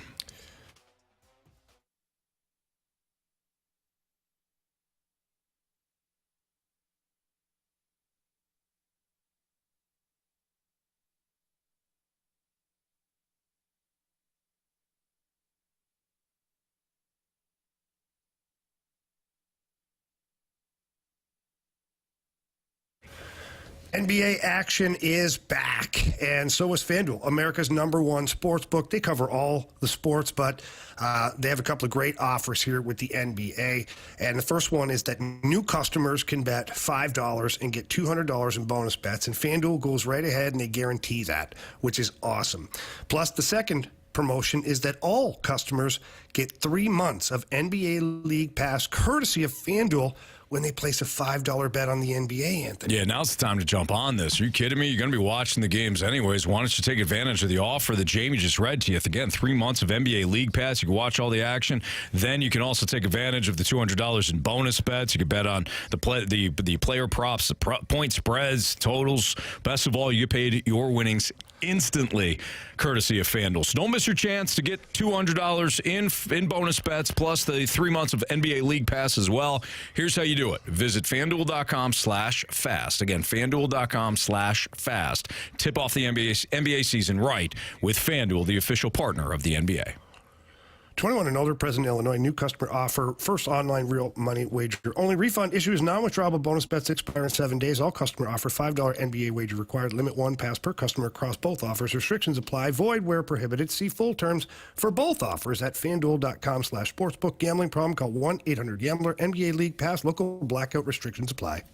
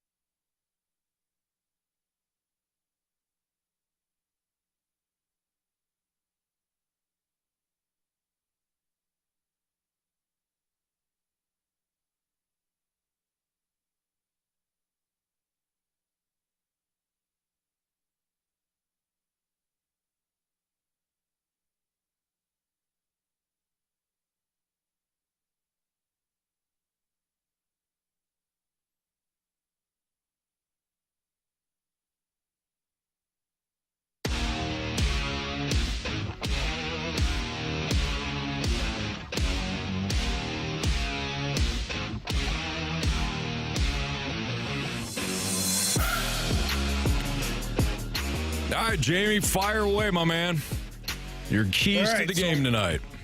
I'm going to go in what I think is chronological order of how things should go for the Blues here tonight, who, by the way, are on the second game of a back-to-back here in Vancouver. So keys to the game. Number one for me is puck management. I know it pops up a lot on my keys to the game, but it's such a huge part of the game for the Blues. And tonight, maybe you're a little tired. We flew here after the game in Calgary. There was some de-icing of the plane. You got here a little later than you wanted. No morning skate today. Maybe the legs are a little tired. You want to make sure that you're not turning the puck over at your blue line, giving the opposition any kind of life, because they haven't played in a few days, so they're going to have lots of energy out there. And you want to get the puck in deep so that you can go to work. And then, of course, if the puck is down in there and it's at the farthest point of the ice from your net, so it gives you a chance. So that leads me into key number two, which is get in on the forecheck. Yes, the legs will be tired. They might feel a little heavy at first, but you got to get everybody going. This is where all of your forwards are going to have to be pulling on the rope at the same time here. But get in on the forecheck.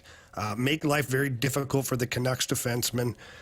Turn pucks over, and then hopefully from there you can create some offensive zone time. And we know that the offensive zone time has been a big topic of discussion. Last game against the Calgary Flames, you did a real good job of dominating that area of the game. Key number three for me is pucks and bodies to the net. It made such a huge difference last night. The Blues getting 35 shots, by far their highest shot total of the season. But you look at 90% of the shots that were taken on goal, there was traffic in front. There was one or two Blues players hovering around, whether it was right down by the blue paint or if it was staggered, where you had somebody in the high slot and somebody down by the blue paint for that double layer screen. It's essential tonight. You want to make sure that you're making life very difficult for the Canucks goaltender, and they're not the biggest bunch of blue liners back there. You can dominate physically down by the blue paint and test them as you're looking to retrieve loose pucks or rebounds. And key number four, the last one for me here today, is control the middle of the ice. They've got some real talented players that like to get up the ice and make some plays. If you can control the middle of the ice here as a team, you will win this hockey game. That means in the offensive zone, the neutral zone, and the defensive zone. Keep the Canucks to the outside, and the Blues gives themselves a real good chance to win this game today. Beautiful. You got the Canucks and you got the Blues. The puck will drop in Vancouver at 9 o'clock local time. We'll have the pregame for you right here on the home of the Blues, 101 ESPN, the Blues Radio Network, starting at 8 o'clock. Time for the first goal. Let's go, boys. We need you to score more goals. Get those loose pucks. Thomas to Kyrou. Score! Goal! No big deal. Game winner. I love that. That's so great. Love that from Chief. All right, first goal of the game. You guys mind if I go first? No, go ahead, Anthony. I'm gonna take the chalk here, but you had mentioned this before, Jamie. Jordan Kyrou's been snake bit here. He's gonna score one eventually, and I got Jordan Kyrou tonight, first goal of the game. I mean, it's a good pick. He's had 3 breakaways in the last 2 games. He's gonna bury one. Bit. Yep. Yeah. Marsh, who would you like? Ooh, good question. I think that Kevin Hayes gets his first goal tonight as a Blue. Okay, all right. And he is just standing right in front of the blue paint. Love it. Jamie? All right, I'm going to go with Brandon Saad. The reason being is that Robert Thomas coming off a 6-shot performance against the Flames last night. Anthony, to your point, Jordan Kyrou getting opportunities as well. They need that guy that stands in the net front and just picks up the loose change. So I picture it's a situation where Brandon Saad gets a rebound goal or a little quick deflection in front of the net from Thomas or Kyrou. So Brandon Saad is my pick for first goal tonight. That's what I had last night. Jamie, before you signed off, I know that you wanted to share some thoughts on a friend that unfortunately passed away. Yeah, the hockey world and Blues community got some bad news that Lieutenant Colonel Mike Caruso, who is a police officer for many years in St. Louis, was battling leukemia and passed away here yesterday. So sad news for sure. He was a beloved friend and just an awesome dude, and was there through, the thick and thin with the St. Louis Blues, providing security down there and taking care of things and taking care of players. And that was a big part of the 2019 run. He got a chance to celebrate the Cup win. He was in the parade with the boys, and so he will be missed big time. He always greeted me with a big smile and a bear hug. I mean, just an awesome dude, and anytime I ever needed anything, he was there for me, and so he's going to be missed. So, Lieutenant Colonel Caruso, we love you, man. We're going to miss you.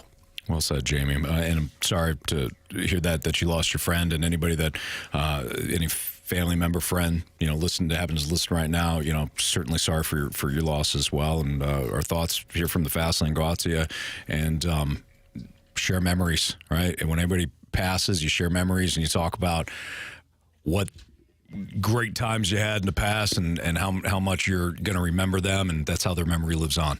Jamie, we will talk to you on Monday. Have a great call tonight on Bally Sports Midwest.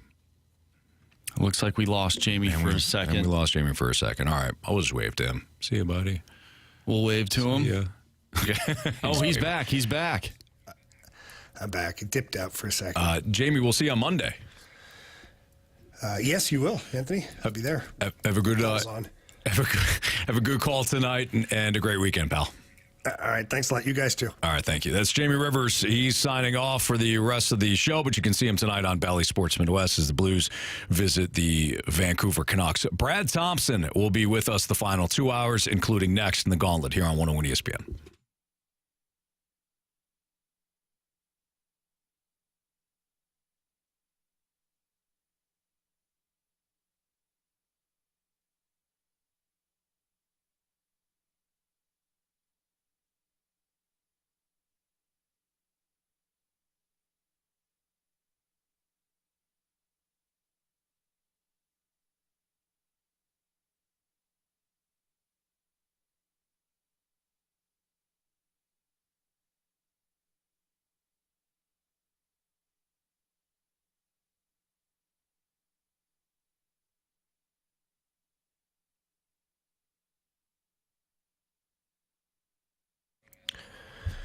Anthony, if you're in the market to purchase a home and you're not sure, a couple of things.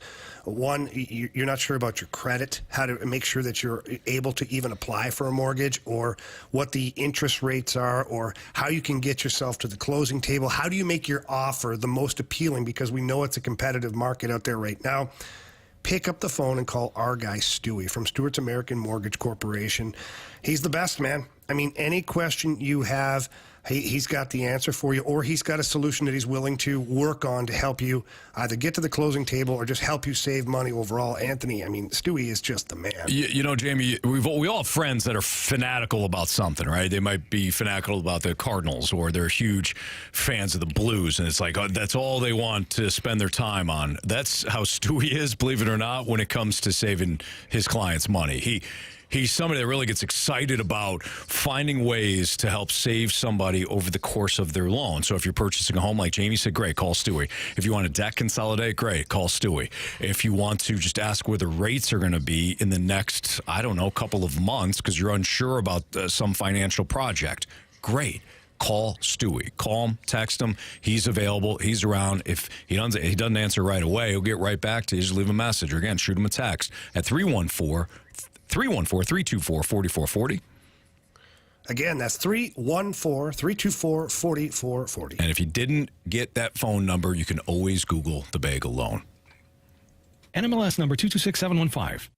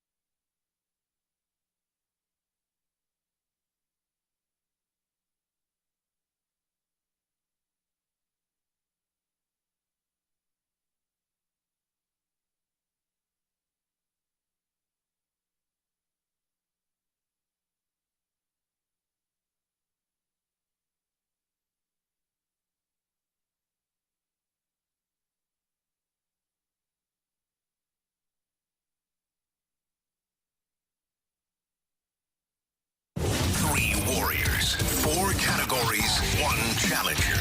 Can you master the Gauntlet? Brought to you by Master, your hometown source for business communications for more than 30 years. Visit masstour.com.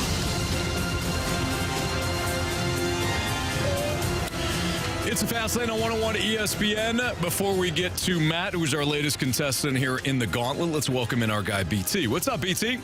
What is happening, Anthony? How we doing? You're tagging me in. I love it. Yeah, we love hearing you on again. Brad is going to be with us for the final 2 hours. Now, Brad has been selected the last 3 times that he has been on the Gauntlet. He's been selected all 3 times. So now we bring in Matt. What's up, Matt? Hey, guys. Thanks for having me on. I'm really excited to do the Gauntlet. It's our pleasure. Is this your first time? It's actually my first time doing Gauntlet 2.0. I did 1.0 and got Marsh, but you took me out pretty heavy. I did. Yeah. Okay. So is it a revenge game? Are you starting with Marsh or are you going with BT? Well, I feel like, just like you mentioned when you're coming back from break there, BT is not always going to be an option, so I feel like I got to take advantage of this right now. Okay. I'll take on BT if he's available. Absolutely, he is. So, BT, you're up again, my man. Let's do it, man. I am super available. And look, the dumb luck has got to be running out at this point, dude. So best of luck. And Anthony, just text me when it's time to come back. You got it, buddy. Walk into a cave. BT, real quick, though, if it lands on Fast Lane picks, would you like baseball or do you want random? Well, give me random again. Ooh, yeah, wow. I've been digging the rando. Okay. All right, BT, get out of here. All right, boys. So as BT makes his way into the makeshift cone of silence in his house, just a reminder, 4 questions for Matt, same 4 questions for BT. All of the questions are worth 2 points unless Matt or BT ask for the options. If they ask for the options, those questions are only worth 1 point, but we got to find out what category that Matt and BT are going with today. So Matt, without further ado, tell Marsh to spin that wheel. Marshy, spin that wheel. Technically, it's me, I guess, that's spinning the wheel. All right, so let's see what we're going to get here. It's slowing down. It was football, then baseball, then fast lane. Fast lane picks. Wow. It's a fast lane picks. Grant's going to love that. Grant came in earlier today and goes, please don't spin random for the wheel because he's been running out of random questions. And, of course, BT chooses random when the wheel spins fast lane picks. So, Matt, how you feeling about random today? Well, it's definitely playing right into my hands and maybe right into BT's plans, too, because I love random. That'll be my choice anyway. Okay, perfect. So, let's see how you do today. Matt versus BT. Question number 1, Matt. Who was the best team in the NBA in last year's regular season? So we're not talking about who won it. We're asking you who had the best regular season record in the NBA last season. NBA is definitely not a strong suit for me, so I'm going to need the options on that. No problem. The Milwaukee Bucks, the Boston Celtics, or the Denver Nuggets?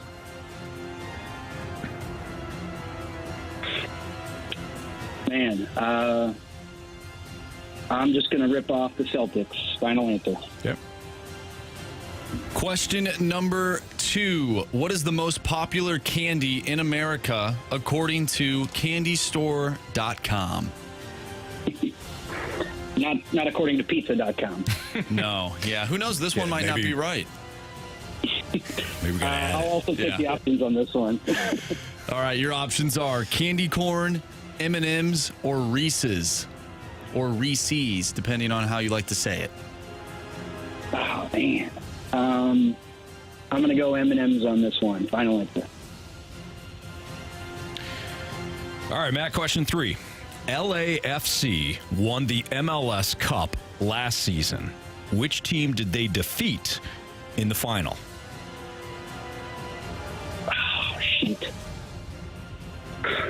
Thank you for saying shoot.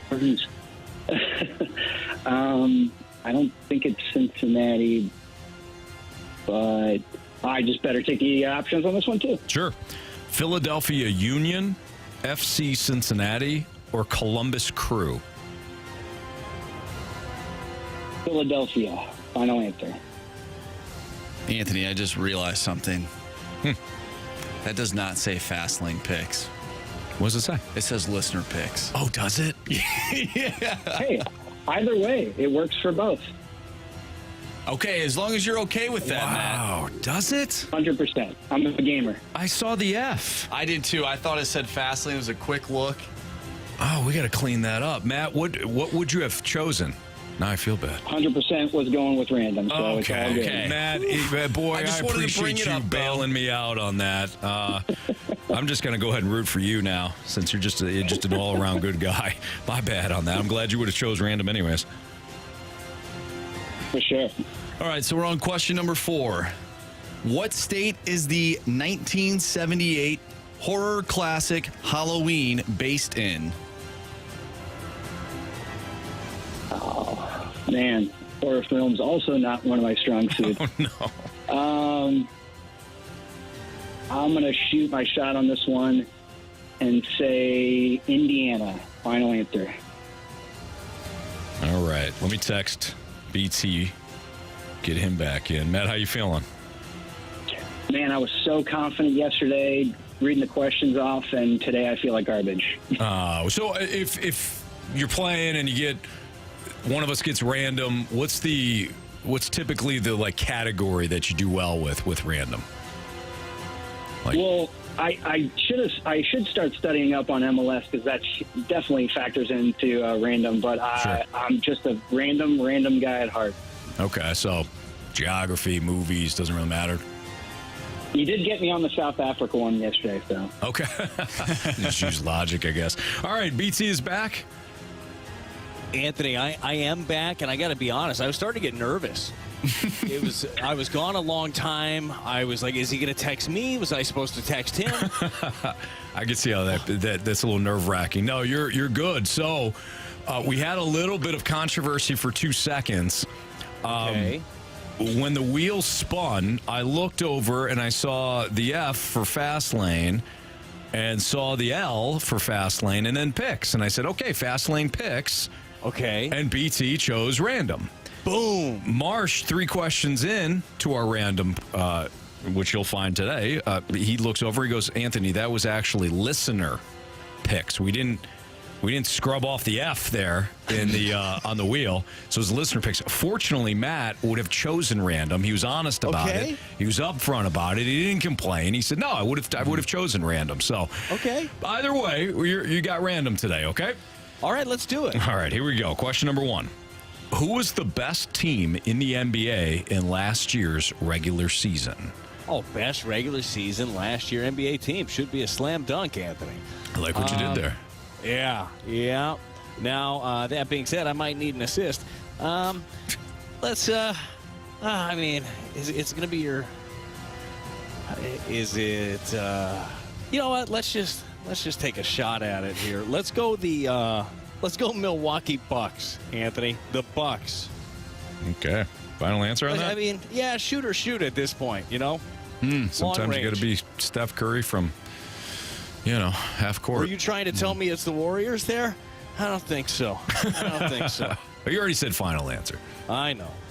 Question number 2. What is the most popular candy in America according to CandyStore.com? God, these are always messed up. CandyStore.com probably likes Tootsie Rolls or something stupid like that, which is an awful candy. I mean, number 1 should be Snickers or Reese's Peanut Butter Cups. That should be 1, 2. I think that we're all aware of this. That being said, I don't trust this source because it's not pizza.com. I don't know if that's still a trusted source in the fast lane. Oh, I'm totally. going to have to get the options here. Options are candy corn, M&M's, or Reese's, however you like to call it. Now, are these Reese's Pieces or Reese's Peanut Butter Cups? It just says Reese's. Hot damn. I get both the Reese's in that one. M&M's is probably the answer, though. I mean, it's so... it's not. If it's candy corn, this is blasphemy. All of it. I'm just going to go with... I'm going to go with M&M's because I think it's the OG. Final answer? Yeah. All right, Brad. LAFC won the MLS Cup last season. Which team did they defeat in the final? Yeah, options. Philadelphia Union, FC Cincinnati, Columbus Crew. Okay, I think this was. Now I should have been thinking about this because I'm pretty sure that it was a very big year for Philadelphia last year as they were represented in all kinds of stuff. I'm going to go with Philadelphia. Final answer. Question number 4. What state is the 1978 horror classic Halloween based in? I'm sorry, what classic? Halloween. The what kind? What was the genre again? Horror. Oh, okay. I thought it was something else. Let's see. Oh, Brad. Let me see. Where was Halloween based? What state? All you're looking for is the state. Options. Options are Iowa, Massachusetts, or Illinois. I'm trying to just think when they're running away. It's like, do they say, like, go to the car? I don't think so. But maybe. It's not Illinois, is it? And it's not Iowa. Give me Massachusetts, please. Final answer, yeah. All right. Let's go over these. Matt versus BT in random trivia. Why don't we start there? What state is the 1978 horror classic Halloween based in? Matt went with Indiana. And we now know from BT's options, Indiana, unfortunately, was not an option. Brad tried to do the accent and landed on Massachusetts, despite saying, I don't think that's what they sounded like. That's exactly right. He also said that, I quote, can't be Illinois. Correct answer is... Well, it is Illinois. It's Illinois. Yep, it's Illinois. Yeah, so we got a goose egg tie here between Matt and BT. LAFC from the taxes. LAFC won the MLS Cup last season. Which team did they defeat in the final? Matt, you said Philadelphia Union. BT, you also said Philadelphia Union. Correct answer is... It is the Philadelphia Union. Both of you needed the options, so we have a 1-1 tie between Matt and BT. What is the most popular candy in America according to candystore.com? Matt, you heard the options, you went with M&M's. BT, you heard the options, you went M&M's. Correct answer is...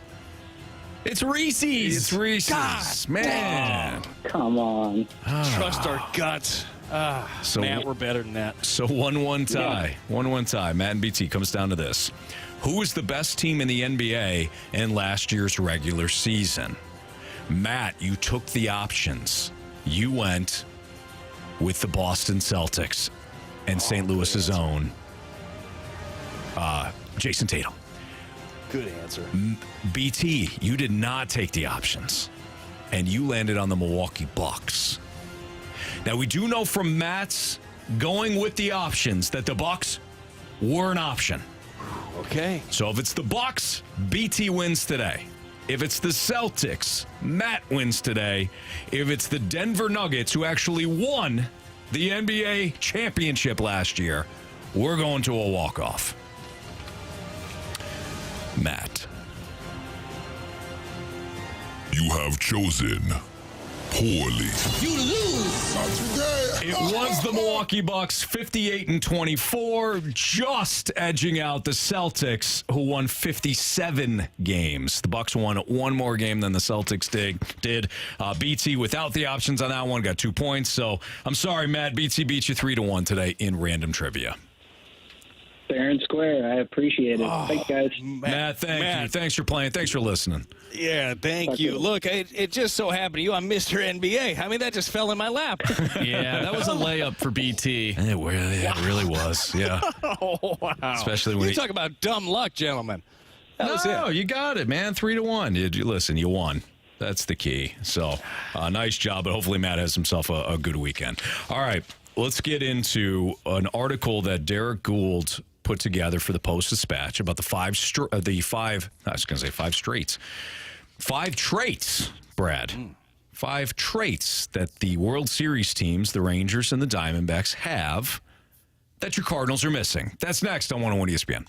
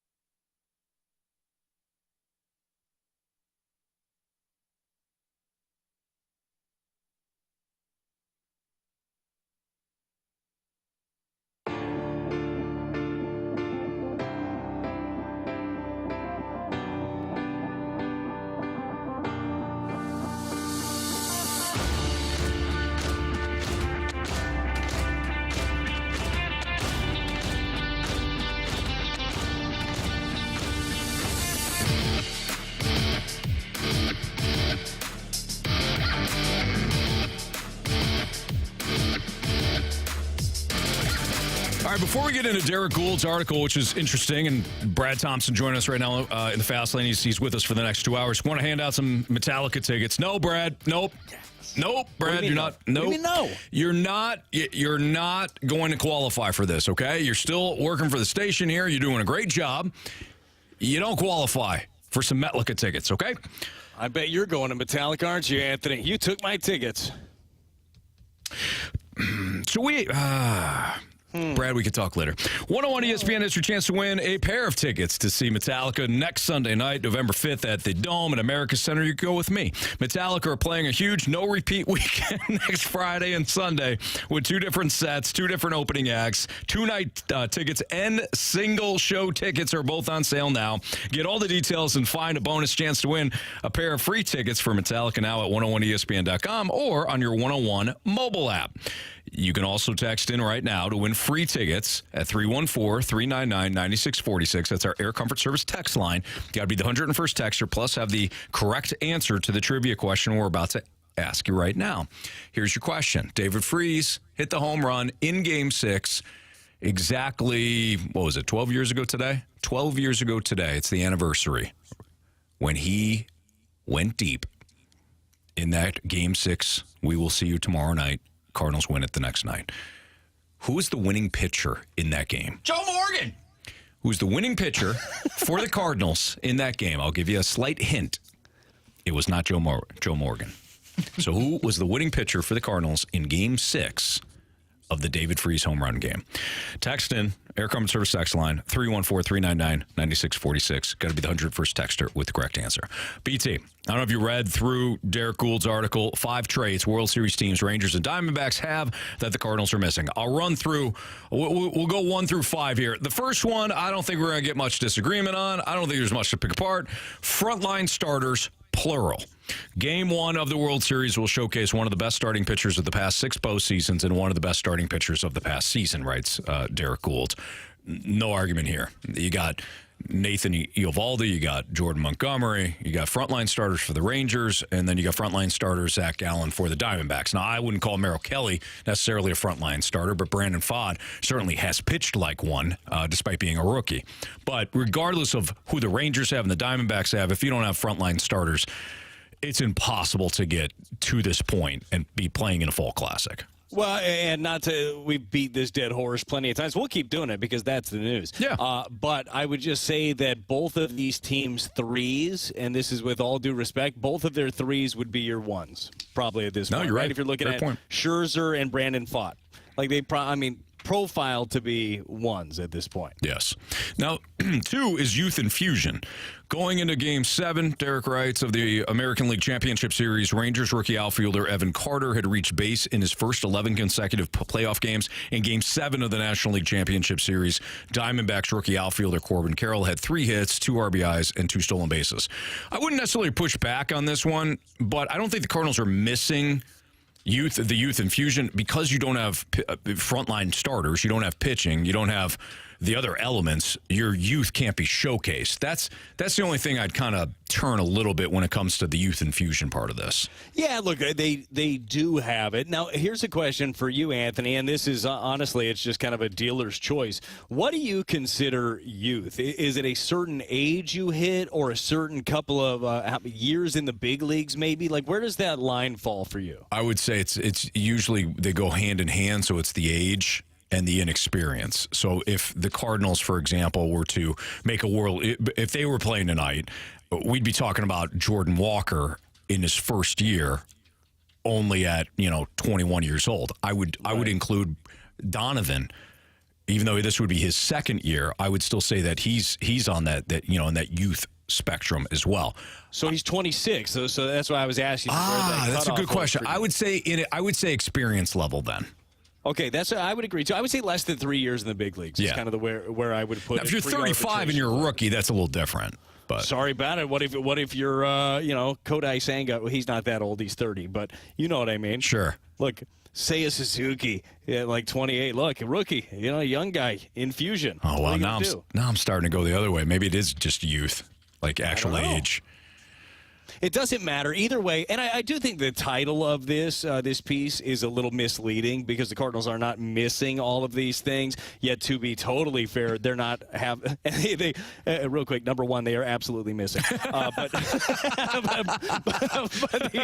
the other ones, there may be some fine tuning to be had. But I think that you should be excited about a future that has Jordan Walker, that has Mason Wynn. I do still consider Donovan and Newt to be young players, both 26 years old, and both still getting a footing at the big league level, kind of figuring out who they are. I'm excited to see a healthy Donovan next year. I'm intrigued what Victor Scott can bring. Speedy center fielder, stole like 300 bags this year. I forget exactly what the number was. Could have been 93. I don't know exactly what it was.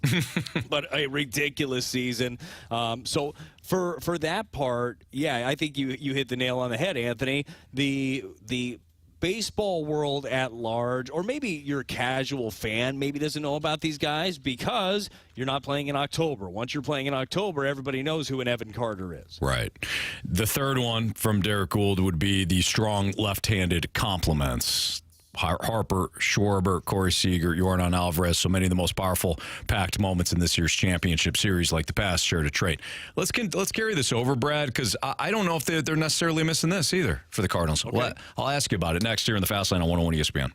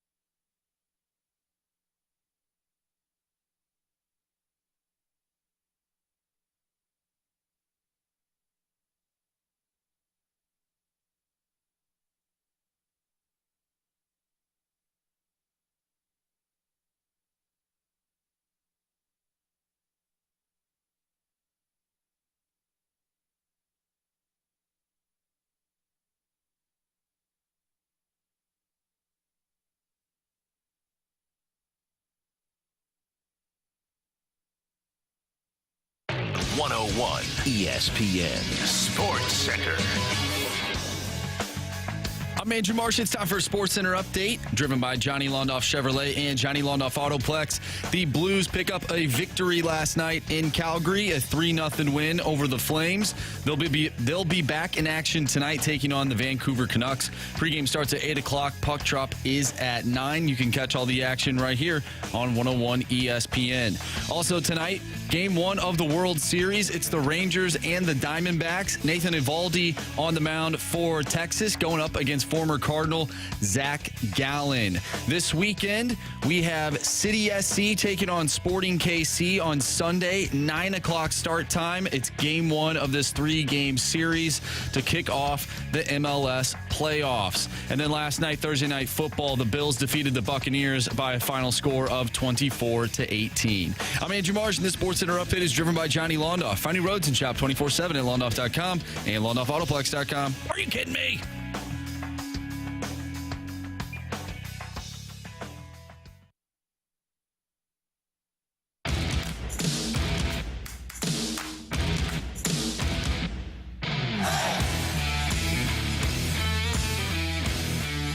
Congratulations to Chris from Wright City. Won the Metallica tickets because he had the correct answer to our trivia question, which was David Freese. It's the anniversary of Game 6 when he hit the home run. Who is the winning pitcher that night for the Cardinals? Brad, do you know this one off the top of your head? I do. Jake Westbrook. Jake Westbrook is correct, yes. So congratulations to Chris from Wright City, who won the tickets to go see Metallica next Sunday night. Again, don't forget Metallica free tickets, bonus chance, 101ESPN.com or your 101 ESPN mobile app. All right, BT, so we're going through this list that Derek Gould put together for the Post-Dispatch, and it's an interesting list, and I love what Derek did in looking at what the Rangers and the Diamondbacks have, and he says 5 traits that the World Series teams have that the Cardinals are missing. We got done talking about the youth infusion, moved on to the strong left-handed complements. This is another area where I actually think the Cardinals have some left-handed complements to guys like Nolan Arenado and Paul Goldschmidt, namely being Newt and Nolan Gorman. But maybe I'm missing what DG is talking about here. How did you read that? Yeah, look, here's the thing. I think it comes to proven talent is what he's talking about. Because I think that we just saw this past year, Lars Nootbaar scratch the surface. We saw enormous strides from Nolan Gorman, and I absolutely believe that he is a legit left-handed complement in a lineup that nobody's really going to want to face, Anthony, at a given time. But he's definitely, it's not like, Seager, and it's not like, obviously from the Phillies where they were talking about Schwarber and Harper. It's certainly not to that level to this point. But Nootbaar is such an interesting case because I really do wonder, Anthony, what is he going to be? Mm-hmm. Is he going to be the high on base guy? Is he going to have that? Is it always going to be that level stroke, or is he going to turn into more of a power guy? He talked about letting it rip a little bit more. We saw some of that late in the season. He is super intriguing to me what that trajectory looks like for him. But I mean, you laying it out there, throwing Newt in there, and the numbers back it up. Yeah. Do you believe that he's going to turn into one of those power guys? I don't know if he'll turn into a prototypical power guy, but I think he's got 20 home run potential. Oh, yeah. I don't think that. I mean, how many did he hit? We haven't seen a full. Technically, we really haven't seen a full season. Yeah, he had 14 this year, Anthony, in 117 games. Okay, so if he plays what, 140, 145, which I think he's capable of, he would get closer to 25. And remember, that was with a slow start, too. Yes, yeah. So I think yes, from that standpoint. Is it going to be somebody that consistently hits 30 or more? No, especially if he stays in that cleanup spot. But I love the all-around game that Newt has, including from an outfield standpoint, can play all 3 spots. He's got a rocket for an arm. I think the league figured out quickly in the second half 2 years ago not to take the home on him. So I think he is somebody that can develop into an absolute stud. And in fairness to Derek Gould too, he does right. He goes, do the Cardinals have this? Talking about the left-handed compliments, he says actually, potentially. Look at the past list of top 30 left-handed hitters, and voila, Nolan Gorman 118 WRC plus, and Lars Nootbaar 118 WRC plus, tied for 31st. Add Brendan Donovan, and there's the slash line: on base percentage, slugging percentage, and on base plus slugging percentage when you're looking at those three guys. So Gould also mentions that the Cardinals have potentially that left-handed bat too. Anthony, you did also say WRC plus wrong. I'm sorry. Again? Yes. I'll just read the first line there so I can correct myself. Brad, thank you for holding me accountable on this. Actually, potentially, look past the list of the top 30 left-handed hitters, and voila, Nolan Gorman, 118 WRC plus, and Lars Nootbaar, 118 WRC plus, tied for 31st. Nerd alert. Nailed it. Good job. All right, number 4, Brad. Zeroed in relief. I would say this is an area the Cardinals do have pieces of, but I would say that they're missing this too. I don't think it's just about the starting rotation. I think the Cardinals have sporadic talent in the bullpen, but not direct, like zeroed in, to use Derek Gould's term, zeroed in relief help. What about you? So right now, and I think that Derek laid it out in the piece at stltoday.com, and Derek does a great job. Like the D-backs pen right now, Anthony, is dialed in. No kidding. I mean, they have basically any time Torey Lovullo picks up the phone and he says any name, that guy's ready to go. Right now, Ryan Thompson, Joe Mantiply, the rookie Sal Frank, Ginkel, and Sewald, that entire group together since the beginning of September, Anthony, has a 1.69 ERA. Like, wow. That is dialed in. Like, that's where you want to be. And the postseason, as we've seen, it's like, hey, get through 5 innings, we'll pen you to death. Mm-hmm. So that sets up pretty well right now for the Diamondbacks. On the flip side, Leclerc has been good in the postseason,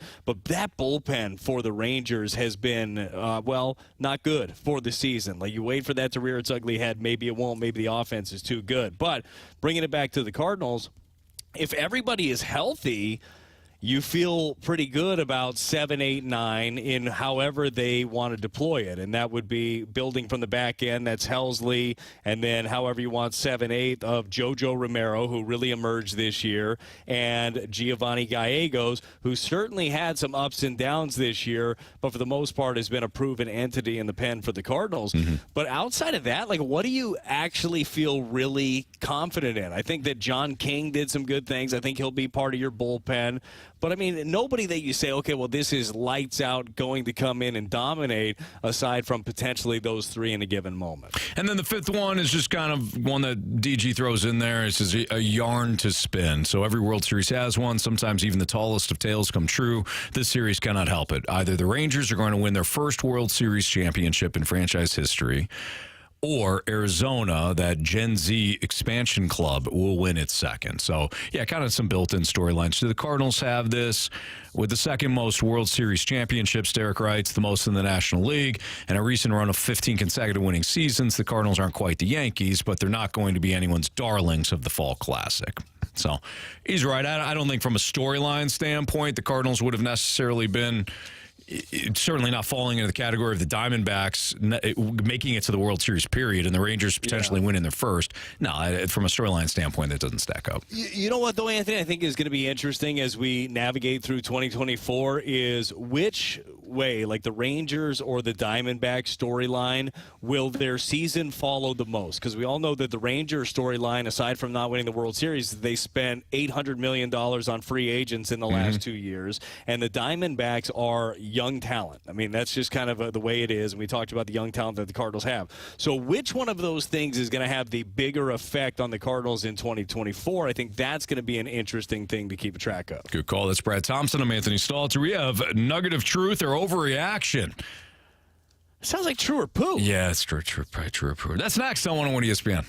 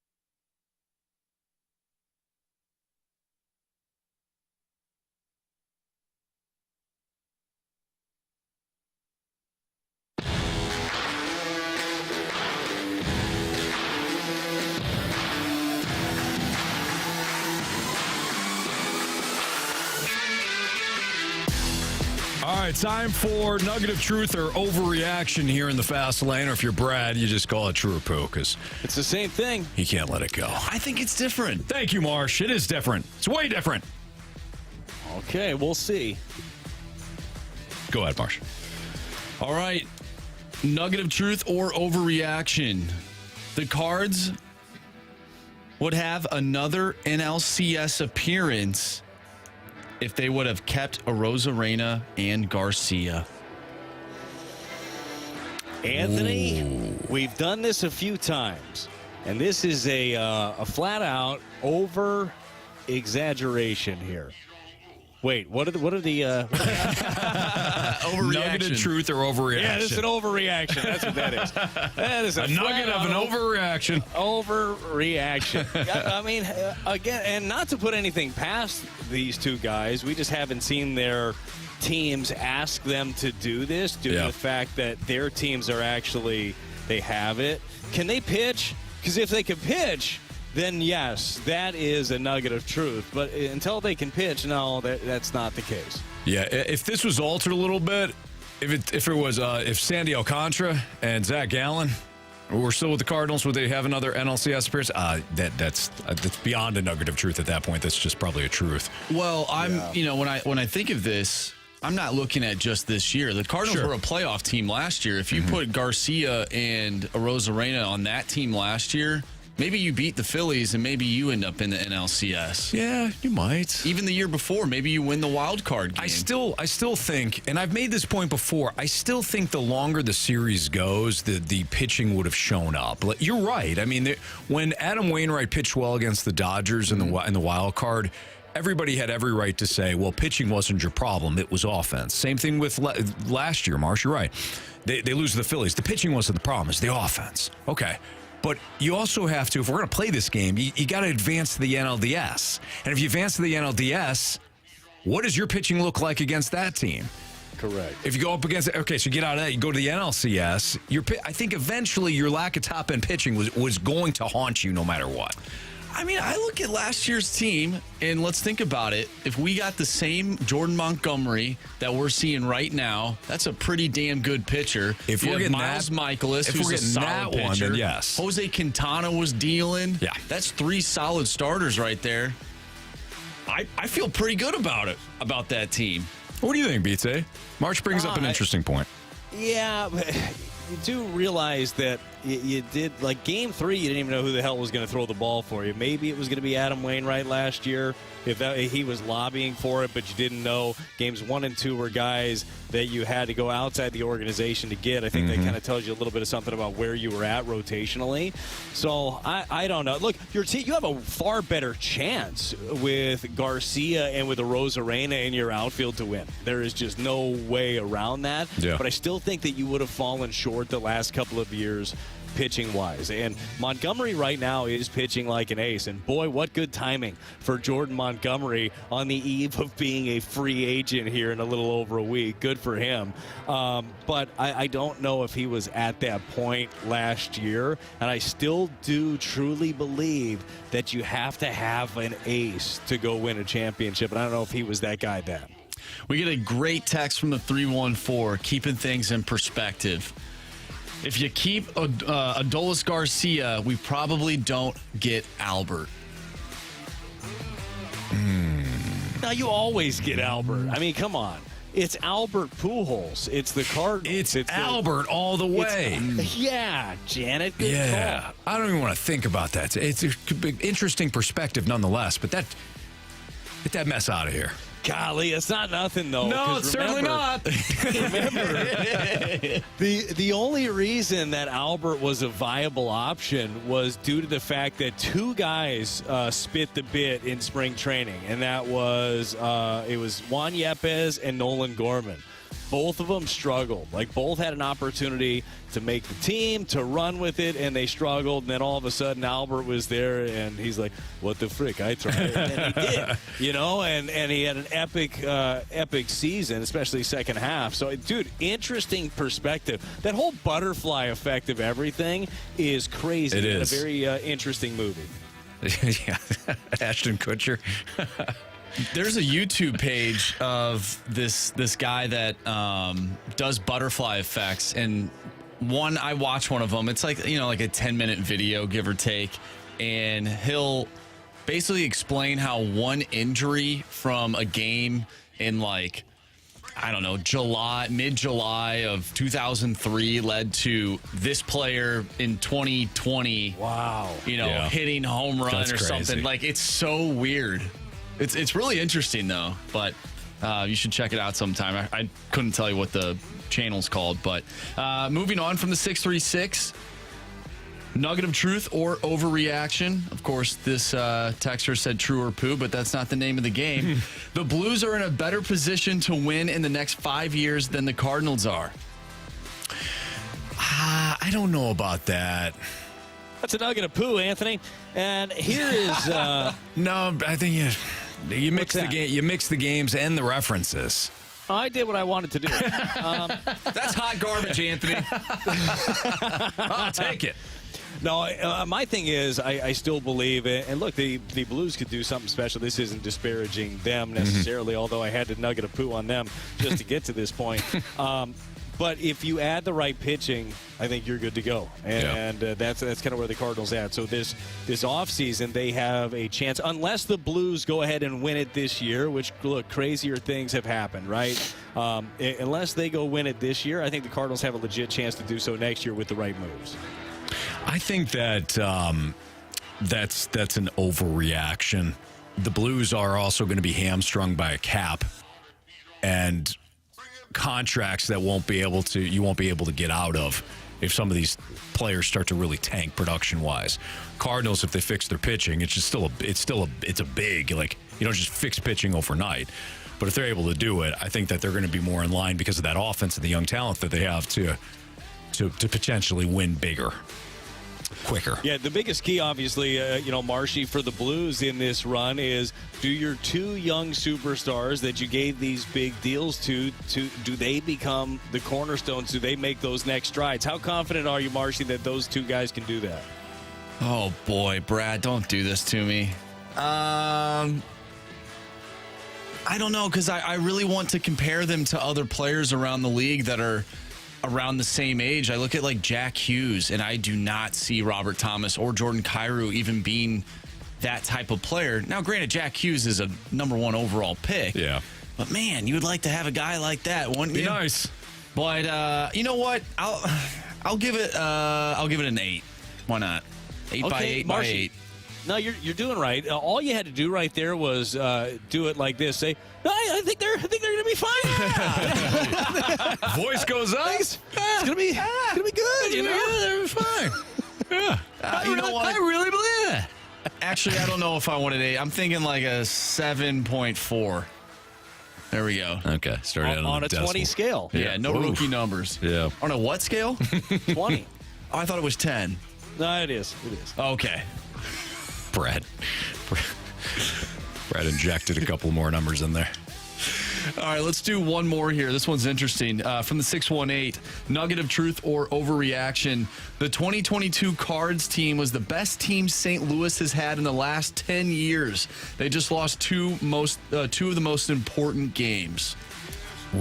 Say that again? Sorry. Basically, the 2022 Cardinals team is the best team St. Louis has had in the last 10 years. I think the Stanley Club Blues team was really good. Yeah, I would say so, too. Man, that 2013 Cardinal team was pretty good, too. Yes, it was. What was the 2015 team? Was that what year? Was the 2013 the year that they set the record for doubles? I mean, that would make sense because I think Carpenter ripped like 55 of them or something. I just remember every game I felt like he hit a double. But that team was I think loaded. The 2015 team, and you can correct me if I'm wrong, BT, I think that was a 100-win team. When the NL Central itself had 3 teams with 95-plus wins. Yeah, there were 100 on the dot in 2015. That was a really good team. Yeah. So I would say last year's team, again, is your pitching that was a little bit underwhelming, although they plugged some pretty good holes with Quintana and with Montgomery. Yeah, I can't go that way. Last year's team was fun. It was fun. I don't want to say they were great, though. No. I think what made it fun, though, was because it was Albert and Yachty's final season. Yeah. And they made it to the playoffs, and they gave us a lot of great memories. And Goldschmidt won the MVP. I mean, that's, I think the biggest thing to remember, though, Anthony, and it's a good point with Goldie winning the MVP, and by the way, Arenado being third in the MVP, like you had some high-end talent.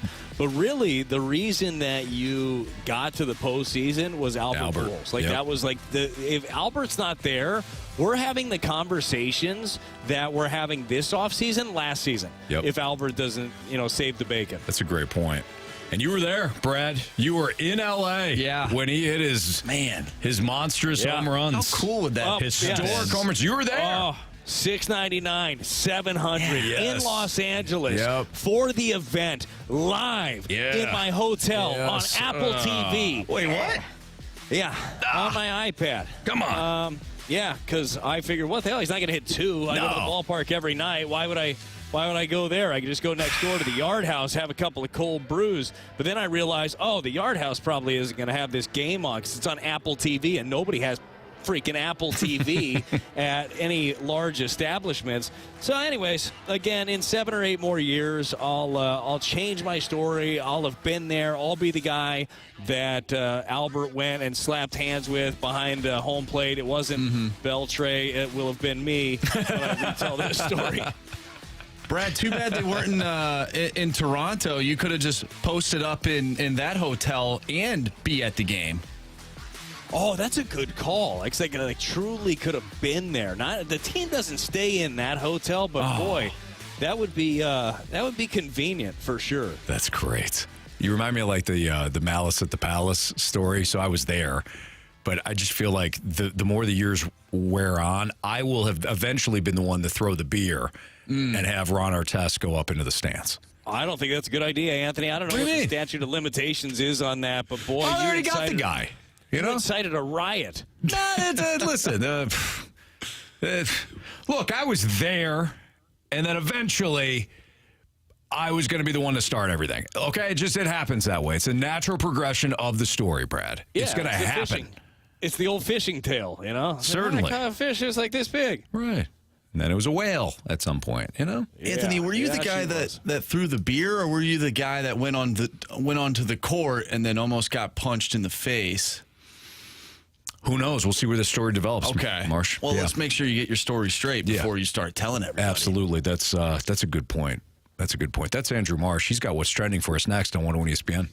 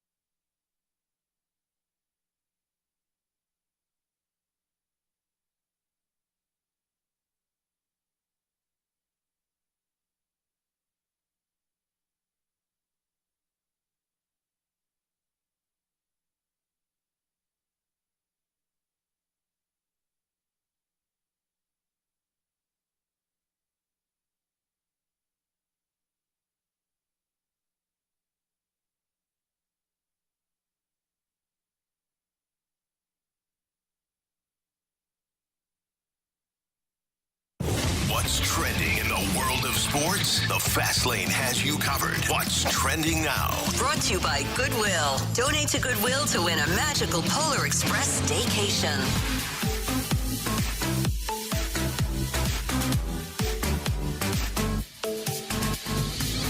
Welcome back to the Fast Lane here on 101 ESPN. Anthony Stalter, Brad Thompson. I'm Andrew Marsh, and it's time for What's Trending.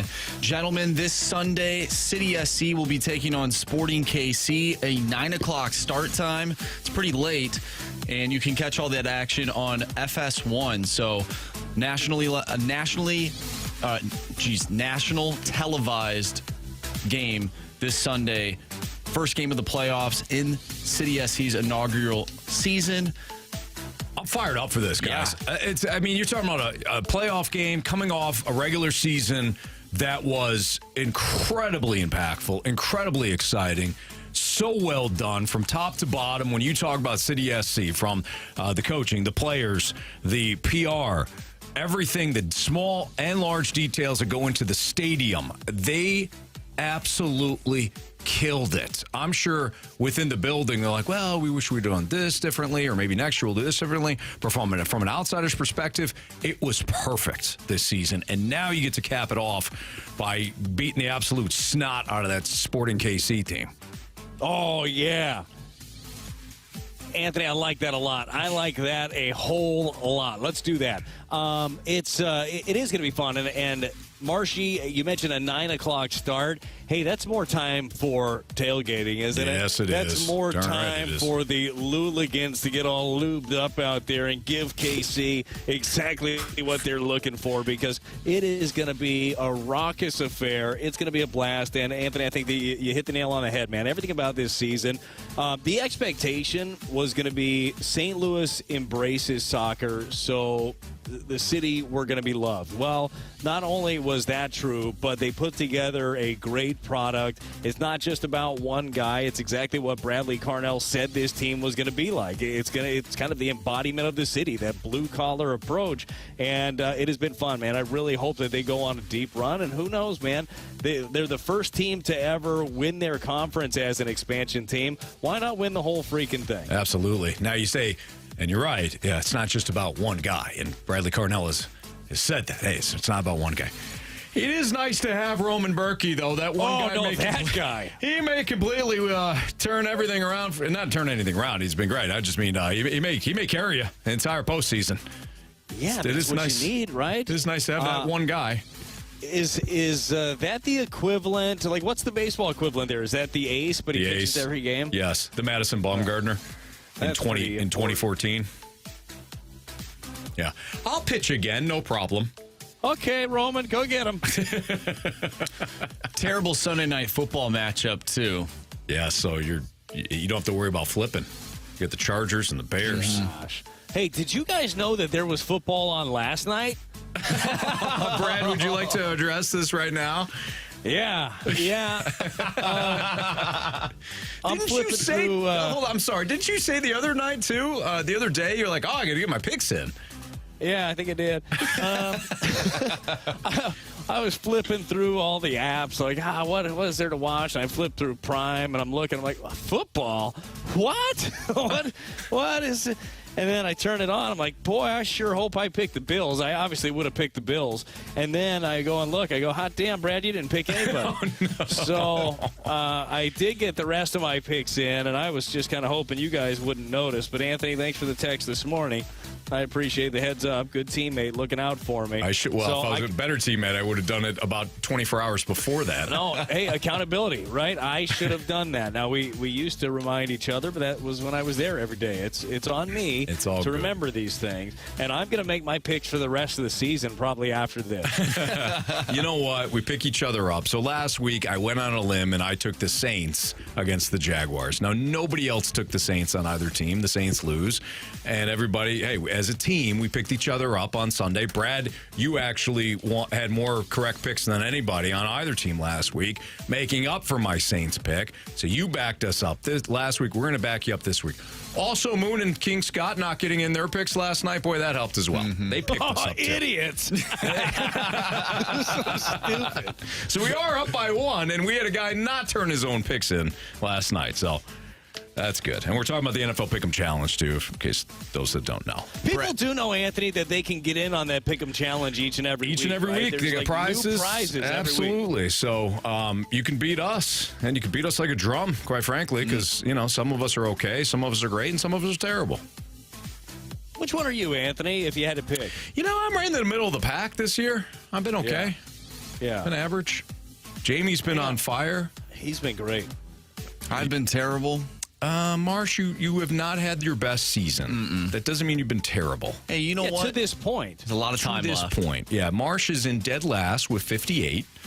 But you didn't have to say dead last. You could have just said last. Well, you're in the basement. How about that? Okay. But, you're only 2 off of Riz. You're only 3 off of BT and Learn. So you got a big week coming up. I think so, Anthony. I really do. We have a big game tonight. World Series game number 1, Rangers, Diamondbacks. Who's winning the World Series, fellas? I don't think Bruce Bochy's going to lose anything. If this gets to a game 7, I didn't realize this. So game 7, Dusty Baker's never won a game 7, and Bruce Bochy has never lost a game 7. I didn't know that either. I didn't realize that. That's incredible. Beat him before then if you're Torey Lovullo. That's right. I love Boch. I like the Rangers. I know it's chalk, but I'll choke on chalk here. Yeah, look, they're just we talked about for a long time, like pitching. It's about pitching in the postseason. And when you're looking at the bullpens, I believe that the Diamondbacks bullpen is better. At least as I gave you the numbers of the last month for like 5 of their guys, the last 2 months basically, they're unhittable. But outside of Gallen off the top, who by the way, his last 2 starts, as you know, in the LCS were not good. He had an ERA of like 7-something. It's Merrill Kelly after that who's throwing the ball well. Brandon Pfaadt has thrown the ball well, but not necessarily known quantities. Rotationally, I would give the nod to the Rangers. And lineup, top to bottom, you have to give it to the Rangers. I mean, this is a team that flat out slugs. So what's going to be fun to watch during this one is you have a team that has some of the biggest power numbers in baseball, Anthony, in the Rangers. Yeah. And you have a team that has some of the most speed in baseball in the Diamondbacks. So are the D-backs going to be able to get enough guys on base to wreak havoc on the base paths? And will they be afraid to do it? Biggest stage, right? You got to remember who you are. So it'll be fun to watch how Torey Lovullo, how he plays things, because the Rangers are just looking for that one big swing of the bat to swing everything else. Mm-hmm. And you know that Adolis Garcia is looking to just cause all kinds of damage. He's 1 RBI, and I'm sure you guys talked about this already, 1 RBI off of the record set by David Freese in 2011. That was 21 driven in. Adolis has 20 right now with 7 home runs. I mean, it's been an incredible run for him. Stupid. It happens every postseason, right? It happens every postseason. Somebody just goes off. Yeah, some former Cardinal, Anthony. Typically a former Cardinal goes off, and you have the conversation like, man, we probably should have hung on to that guy. And next year it'll be somebody else, probably Taylor Motter. Tyler O'Neill. It'll definitely be Tyler O'Neill. Well, that would be something, wouldn't it? Are you kidding me? He plays 155 games, no injuries, no hamstring pull, plays them all, crashes into the wall, plays the next game. Yep. All right, it's the Fast Lane on 101 ESPN. Anthony, I got something real quick for you. What do you got? This could be the reason why the Diamondbacks win the World Series. It has nothing to do with numbers, but I found this interesting. In 2001, their ace at the time, Randy Johnson, hit a bird, if you remember that. I do, in a spring training game. This year, Zach Gallen, their ace, hit a bird. Are you serious? All the dates of the World Series games in 2001 are on the same days and same dates as dates as this year. And you know why it happened? Because of 9/11, they had to push things back. Oh, wow. The All-Star game in 2001 was held in Seattle. This year it was held in Seattle. And George W. Bush threw out the first pitch in 2001. What? He's throwing out the first pitch. Shut up. Tonight. That's remarkable. I don't know why, but I got goosebumps for no damn reason. I found it on the interwebs, Brad. I mean, if that's real, that's fantastic. That's kind of like... go Snakes. Snakes alive. Yeah, Snakes no kidding. Alive. No kidding. That's kind of like Alex Smith suffering that horrible injury at the same spot in the same field, or not the same field, but like the same spot on the field, same week, same opponent, or whatever. However it was. That's insane. All right. Good stuff there, Marshy. So go D-backs. I'm sure the Rangers will win in 4. No, not with those trends you just threw out there. All right, we got a Sports Six-Pack next. If you have a question, send it into the Air Comfort Service text line at 314-399-9646. BT and I will answer them in our Sports Six-Pack next in the Fast Line.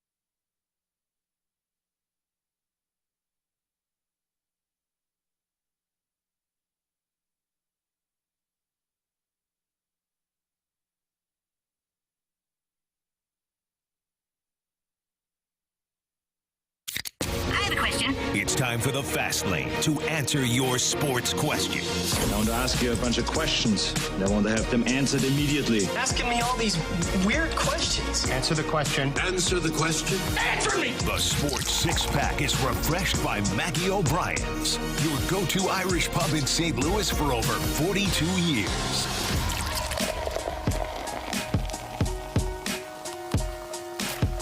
With Brad Thompson, I'm Anthony Stalter. It's the Fast Lane on 101 ESPN, and here's Andrew Marsh with your questions for the Sports Six-Pack. Question number 1. Let's start off with the 636. Anthony, as someone who witnessed Ron Artest go in the crowd, he called him a punk. Do you think, or did you think, he would ever be called Meta World Peace one day? No, not at all. And for, just to clarify, I did not call anybody anything that night. I was working, and I was working for the Pistons broadcast because our station, WDFN, I was the on-site producer. Sometimes I would go into the Pistons locker room to get sound and everything, and I would run the switchboard for the post-game show, which was always held right there at Auburn Hills. Now the stadium's in Detroit. They got the brand new stadium. So I was there. I was by the Pistons bench though. So everybody, Ron Artest and Steven Jackson, they were on the other side. They went into that side of the stadium, the seats where the fans were. So I was on the other side. It was difficult to see outside of, as soon as the Pacers players went into the stands, I looked at the guy I was working with. I go, yeah, we better get out of here. Like something just felt not great. Like it was going to spill. So fortunately, I went through, I walked across the court and into the media area there and just kind of waited a little bit. And when we didn't really hear anything, we're just like, we're taking off. We're out of here. So fortunately, I got out. But I wasn't there when the fans started to get on the court and everybody started to Anthony, fight. You missed the good stuff. I did. Yeah. I was probably in the media room at that point. Are you hiding? Stop it. That could have been a story. Here's the thing, Brad. I once was pulled over, if you can believe it or not. I can. In Detroit, downtown, at night. Okay.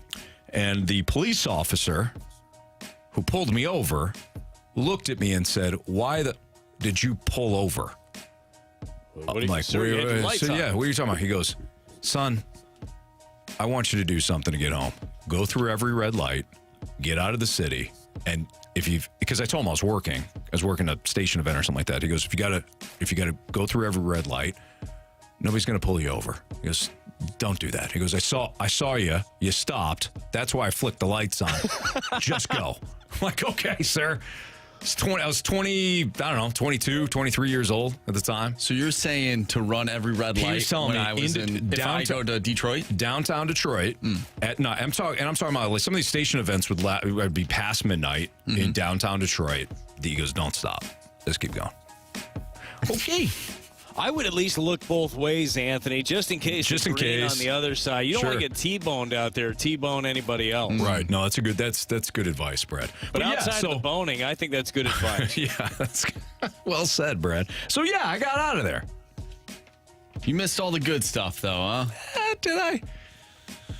Brad, that's like when Anthony stopped watching the Super Bowl a few years ago. He missed all the good stuff. I didn't have to keep watching. Falcons won. I've celebrated it ever since, and, it's just a good feeling.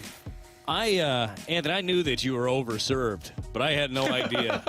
That's because you were serving me. That's correct, boy, and I was pouring them strong for you because you were getting sadder and sadder, and I say, you know what's going to help Anthony? Alcohol. That's going to help him. That's going to get him where he needs to be. This should pep him right up. Just full-on whiskey. It'll give you a little touch of something on top of it. But boy, were you sad. You could have added sour cream to that at the end there. It didn't matter. I wasn't tasting it. Boy, what a disgusting mixer that would be. It would have been. That's an interesting, like, White Russian. Yes. I ran out of milk, so I went with sour cream. No, thank you. Yeah, for those that don't know, I went to Brad's house for the Patriots-Falcons Super Bowl. I was nervous. In this basement, Anthony. In that very basement. There it was. You cried right over there. That's where you cried. I still don't remember crying, but I'll take your word for it. Okay, Anthony. When I first showed up, I was nervous for the game, so I was drinking fast. And then as the game was wearing on and the Falcons were winning, I was excited, so I was drinking fast. Then when the game started to get out of control and the Falcons not in their favor, I started drinking fast. It was a rough night. Well, we also had snacks, so that probably helped a little bit. Right. And then my poor wife, Kristen, who was not drinking at the time, I think she either just had Madeline or she was, born within the couple of months of it. She drove home, which was good.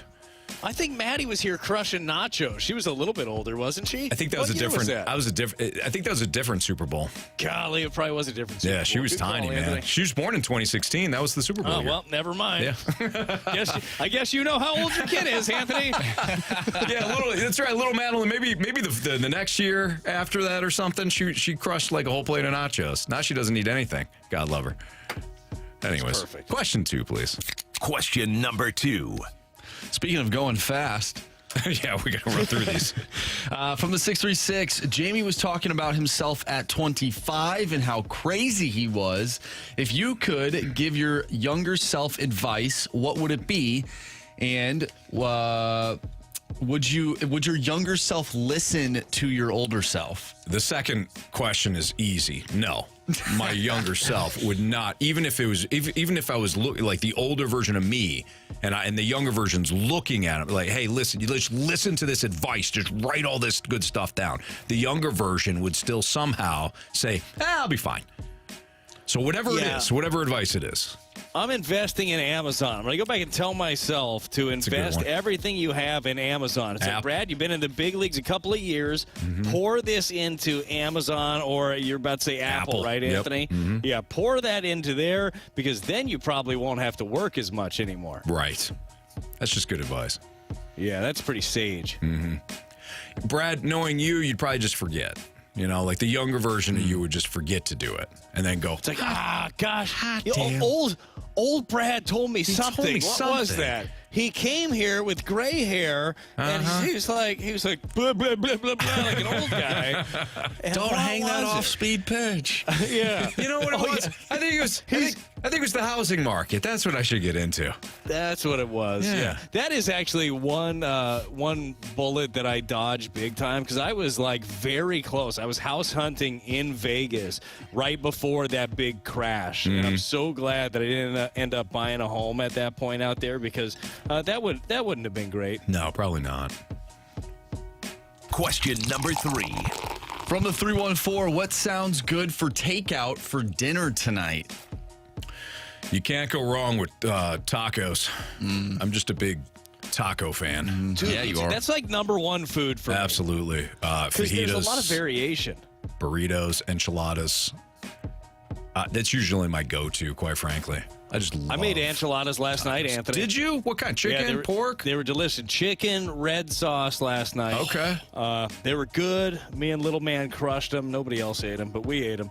How come Lexi didn't want any enchiladas? No. So you were just talking about Maddie not eating. My daughter eats the same 3 things every day. That's about it. She's quite a picky eater. Sure. So Madeline loves popcorn, and that's about it. Oh, well, it's healthy-ish. Ish, yeah, sure. Enough. Depends. Yeah. Every once in a while. Yeah. But, man, so the funny thing is, takeout now, takeout is anything that you want in the world can be takeout now. That's true. With, DoorDash and Grubhub and Uber Eats. So the world is your oyster. What are you feeling like? If you're feeling like going big baller and you want Capital Grill, well, that can be takeout and somebody will bring it to you. Very true. You want tacos, you want pizza. It's hard to make a decision for somebody else, Anthony, as to what they're hungry for. Right. But know this, you are not limited. If you can dream it, someone will bring it to your lazy ass. That's a good way to put that. Chinese takeout sounds really good right now. Solid. And it is Friday. It is Friday. We haven't had one of those payway days in a while. Oh, man. Remember that? Oh, Brad and I. Payway Friday a lot. Brad and I, when we were. Was that when I was producing, Brad? When we started that tradition? I don't think so. I think that you were on air. No, I don't think it was that far back. Man, Brad, I don't know. I think it was Brad who came up with it. I think we should do Payway Fridays. I might go there right after here. You should, Marsh. Your single ass. Nice job. Just Look at Marshy. Has options afterward. Options. But it's like, Yeah. I might do this or I might do that. Jeez. That is awesome. That is incredible. Fantastic. So people would ask me over the years, like working at a radio station, obviously we got some great sister stations attached. Like, dude, you must go to all kinds of concerts. I'm like, no, I have all kinds of concerts offered to me to go to. Sure. I don't go to any of them. Nope. None of them. I would love to go to all of them, but I also don't want to make that phone call and be like, hey, how about I'm gonna do something fun? How's everything? Oh, I'm sorry. Is that the kid screaming in the background? Never Can mind. you tell him to shut up? I want to ask to go to a concert. What's that? It's been the worst day of your life? Boy, it's getting longer now because I'm going to go to Metallica with Anthony because he's got all the tickets. Brad got tickets. You know what, though? I did have Kiss tickets this week, and I was just kind of exhausted, so I just didn't go. No, I gave them to my mom, who I thought would appreciate them more. Oh, that's cool. And she said it was an unbelievable time. So Kristen and I just went to Auto Center's Nissan Herculaneum. We're looking at some pre-owned vehicles out there. You know, they get over 700 on the lot. And Jerry, one of their fantastic salespeople out there, he went to that concert. He said it was one of the best concerts. He was one of the best concerts he's ever been to. He went with his daughter. I heard the theatrics were incredible. Like, just they put on a show. Yeah, like Paul was flying or something. Yeah, my mom was saying that the pyrotechnics were unreal. That's awesome. Lots of fire everywhere. Gotta have fire. Absolutely. It's a Kiss show. How old are those guys? 70. Do you think it's the real guys? Like, let's just you couldn't tell. You know what? You just put anybody in makeup and just run them out there as Kiss? Yeah, but I feel like it's probably the real deal McCoy with them. Which one's McCoy? No, none of them are McCoy. It's a saying. I don't know Kiss that well, be totally honest. You got Gene and Paul and the other two. Gene's the one I knew. Yeah. You threw out Paul, I just nodded along. I'll get them for you. Hold on. But I don't need you to Google him, Anthony. You also don't we got know it. Kiss. Gene Simmons. Ace Frehley. No, you know Ace Frehley. You know Ace Frehley? Paul Stanley and the other guy, Eric Gary? Singer. Oh, Paul Stanley, I know. Okay. Yeah. You know these guys. I don't. Detroit Rock City. Okay, it's Fastlane on 101 ESPN. We're going to build our own sleeper team. Brad, this is your first time doing this, so this is going to be fun. Build your own sleeper team. Okay. For fantasy, one quarterback, one wide receiver, one running back. They've got to be considered sleepers. So you can't take. You can't take the designation? Well, you can't take Patrick Mahomes. As your quarterback. Okay, back to the drawing board. Yeah, you got to start over. If you got a question, write down a couple, Brad. So if it's kind of the group basically says yay or nay on it. Okay, so if you throw out a player like, no, that's not a sleeper, you'll be fine. We'll do that next on 101 ESPN.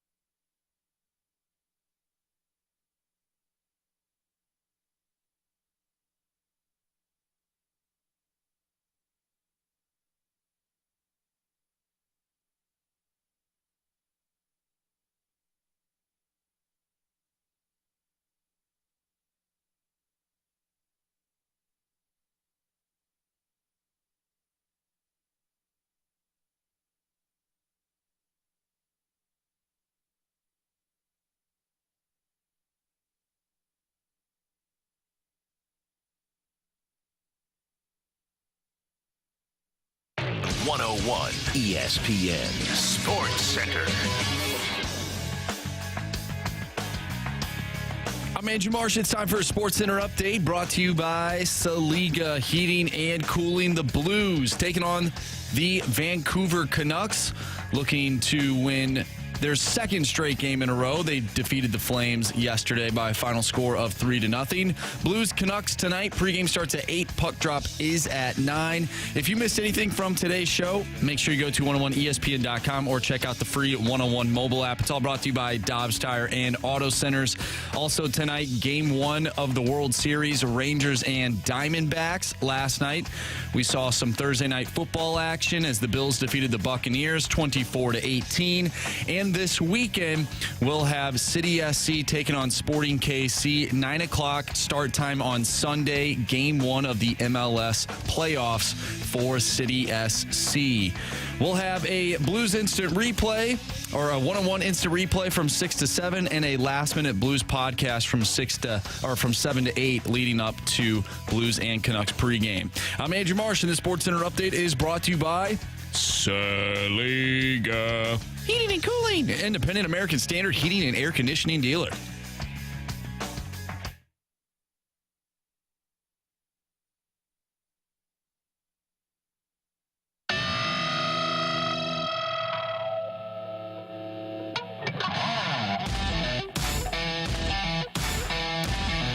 All right, so this is going to be Brad's first opportunity to play the Build Your Own Sleeper team. Now, Marsh won 2 weeks ago, right? So Jamie won the first week, I won the second, Marsh won the third, and then I won this past weekend. So I'm up on everybody. But Brad, how about you pick for Jamie today / yourself? Okay, I can do that. Yeah. Here we go. You pick one quarterback, one running back, and one wide receiver. Now, you can't pick the same one, though, as anybody else. So once you're done, once they're gone. Okay. Yeah. So, Brad, we're going to give you the opportunity first. Who do you want to pick first? You want to pick a quarterback, your wide receiver, or your running back first?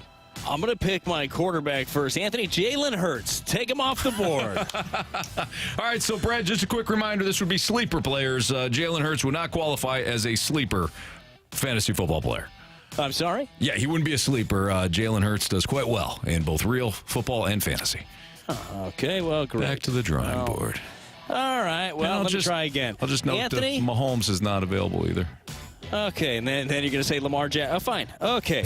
I am going to go with a guy, Anthony, that you know well, and a guy that you love to hate when he hands the ball to the other team. I'm going to go with your guy, Desmond Ridder, as my sleeper pick. The Titans Titans defense, not very good.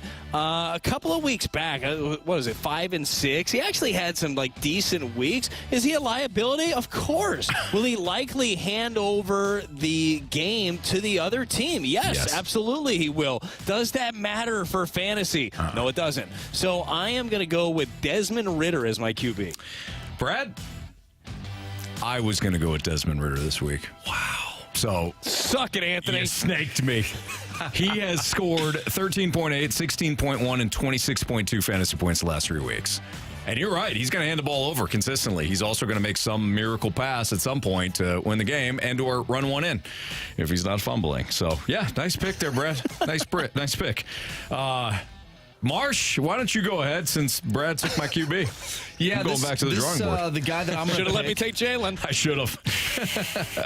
The guy I'm going with is a guy that just really stepped up last week for his team, and I don't think anybody even knew who he was before last week. That is Tyson Bagent.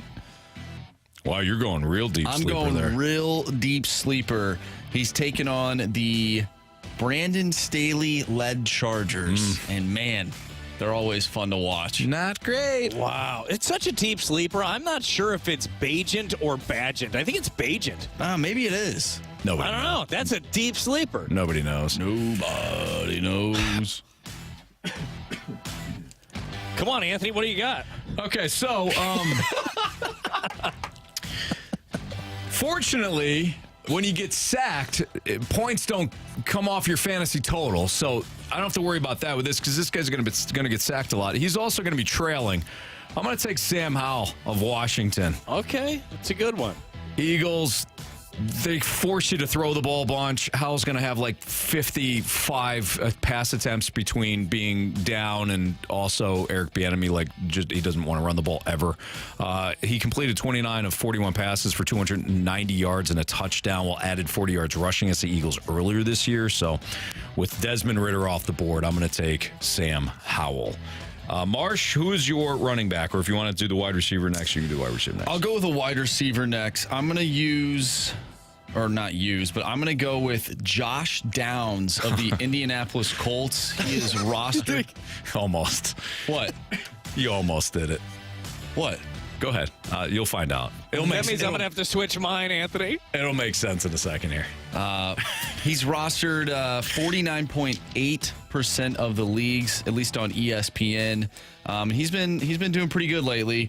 2 touchdowns in his last 2 weeks. So Josh Downs is my guy. Were you taking Josh Downs there? No, I'm trying to show you who I was going to take, and I'll see if that's your. You know what? Go ahead and you say your guy, and then I'll try to zoom. Josh Palmer. Damn it, Chargers got him. I thought you were going to say Josh Palmer there. Yeah, Joshua Palmer is my selection. BT, you're probably thinking the same thing I was. So I had him last week too, and he went off. He's not a prototypical. When you think of the Chargers, you want Keenan Allen, but Joshua Palmer. 4 catches, 66 yards and a touchdown. 3 catches, 77 yards. 4 catches, 60 yards. 5 catches, 133 yards on 7.3 targets per game in his last 4 games. So Palmer's an active participant in that Chargers offense, and he's facing one of the worst defenses in the league in Chicago. So I got Josh Palmer as my wide receiver again. So do you want to do your running back there? No, that's okay. Look, I had another one written down, and the name Anthony is one where you're like, oh, that's not a sleeper. But when you look at what he is, what his production has been, I'm going to go Calvin Ridley. Okay. As my sleeper. Look, he has not been good, Anthony, as you know very well. The Jags will throw the ball a lot. I hope he gets a part of that offense. Pittsburgh defense with Mike Tomlin is always solid. Does Calvin Ridley count as a sleeper? I don't think he's ranked very high at all. I think so. He had 1 point last week. Yeah, so. no, I'll include him. Yeah. Yep. I'll allow it. You think of Ridley, obviously, first round pick, and the first game he had, he went off, but other than that, he had 1 touchdown, I think, against the Falcons in London, but it's been very quiet. So, no, that counts. All right. Until this week, yeah. My running back's going to be Chuba Hubbard of the Carolina Panthers. You got Miles Sanders out. Chuba Hubbard has been the better running back of the two anyways. Took over the backfield last week, turned 20 touches into 90 yards and a touchdown while playing 77% of the snaps for the Panthers, and that was 2 weeks ago. And Houston, I think, can be had on the ground, so I'm going to take Chuba Hubbard as my running back. BT, you're up. I'm going to go with Deontay Foreman as my guy. Each and every one of us, we snaked each other. Brad got me, I got Brad, and now Brad got Marshy. 89 yards last week for Foreman. It's him and Roschon Johnson. They're going to be splitting the carries up quite a bit, but I think this is going to be a good week for Foreman. I like it. Hurry up, Marshy. What do you got? Come on, Marsh. We're up against the break. 2 guys I'm looking at. I want Kareem Hunt is one of my guys, but I don't know if he's a sleeper. He's not ranked very high at all. You could He's use not, him. but he is rostered by 67% of people. So what? We'll give it to you. Are you kidding me? Fine. Kareem Hunt? Yeah. All right. I think I had Hunt last week. That's my team. All right, there you go. All right, so that's build your own sleeper team. Do you have fun, Brad? I thought that was a blast. I like stealing from each other. That's the most fun part. That's the first. I feel like that's the first time we've really done it. It happened 3 times. So, all right, good stuff, boys. We have Fade or Follow, and now I can't remember. We won last week because we had Mizzou. We took Mizzou, I believe, the spread, and Dan followed us. Yeah, so Dan's going to be back for Fade or Follow. So we'd have a Fade or Follow pick, and then we'll wrap up the show next in the Fast Lane on 101 ESPN.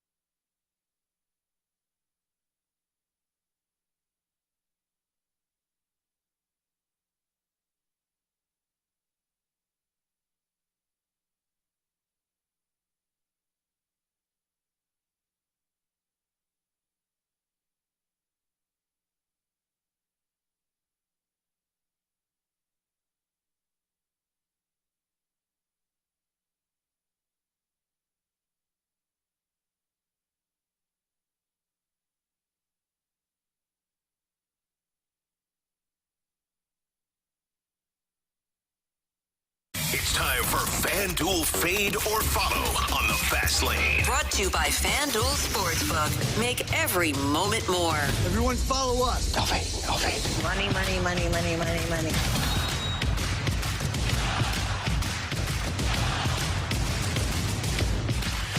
All right, time for Fade or Follow in the Fast Lane on 101 ESPN. Dan is back for another week because he followed us on Mizzou, covering the 7.5 last week against South Carolina, and boy, that was an easy one. Dan, welcome back. Thanks, guys. Happy Friday. Same to you. Congrats on the $50 of FanDuel's money, and hopefully they're all that easy, right? Yeah, that'd be nice. So hopefully you guys got a good one for me this week. Well, we actually have two different plays for you, but we're not going to tell you what we're on yet. So between BT, Marsh, and me, we threw out a couple different plays. So we settled on these two. It's either going to be a Jordan Binnington over-under save prop for tonight, or an Adolis Garcia over-under when it comes to total bases for tonight's World Series game. So we figured we'd leave it up to you. Would you like to go with the Jordan Binnington prop play or an Adolis Garcia prop play, and then we'll give you what the play is? I think I'm going to go Jordan Binnington. Okay, so tonight maybe you're more locked in with the Blues game. Totally get it. So here's our play for Jordan Binnington. Total saves. The over-under's 27.5. So if he makes 28 or more saves, you cash in if you follow us, because we are going to take the over. So he needs to make at least 28 saves tonight against the Vancouver Canucks if you're going to follow us. Yeah, with the amount of shots the Blues are giving up, I think I'm going to have to follow again. I just the way they're giving up all these shots, and hopefully Binnington can make the saves, and I think he'll easily be over that. Yeah, that's kind of what we're thinking. I mean, I think he's faced at least, 30 shots in every game? Yeah. 30 or 31 in every game? So you have the over 27.5 total saves for Jordan Binnington. So he's got to make at least 28 saves tonight against the Canucks. You'll win $50 more of FanDuel's money. You'll be back next week. Sound good? Sounds really great. All right. Go Blues. Yeah, absolutely. Go Blues. Have a great weekend, Dan. Thanks for playing Fade or Follow. Thanks. You guys too. In case you're wondering, we were going to take Brad for the Adolis Garcia prop. Yeah, it was going to be over 1.5 total bases for Adolis Garcia. And a reminder, total bases, walks don't count. No. A double would. A home run certainly would. A couple of singles, well, that would work out as well. I would definitely lean that direction. I'd feel pretty comfortable with over 1.5 total bases for Adolis Garcia. I would say so. Yeah, those are always interesting plays, because you're right, a walk doesn't count. And a guy gets a single, you're like, oh, I just need one more. And then he's 1 for 4. Or first inning, he hits a frozen rope off the wall, and he's standing there at second. You win in the first inning. So it's good stuff. Before we get to criticisms and compliments, BT, always a pleasure, man. Love having you in. I don't think you'll be in next week because Jamie's back for a while, but then I'm sure we'll get you back in November. Well, I'll come in next week anyhow just because I'm going to be bored enough. But no, it's been a blast this week filling in. And Jamie's crushing it on TV, doing his thing. And you guys have been fun to work with again. I hope you have a good weekend there, Brad. Oh, you too. What are the kids doing for Halloween?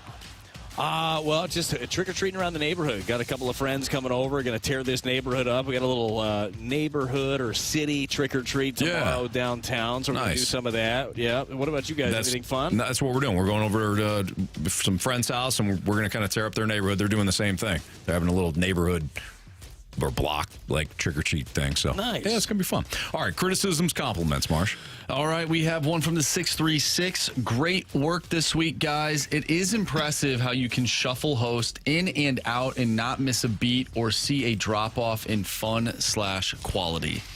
Well, thank you. That's really observant to make that. That just goes to the nature of the show. Like, this is everybody understands what the show is. So makes it easy to work with guys like Brad and Dan.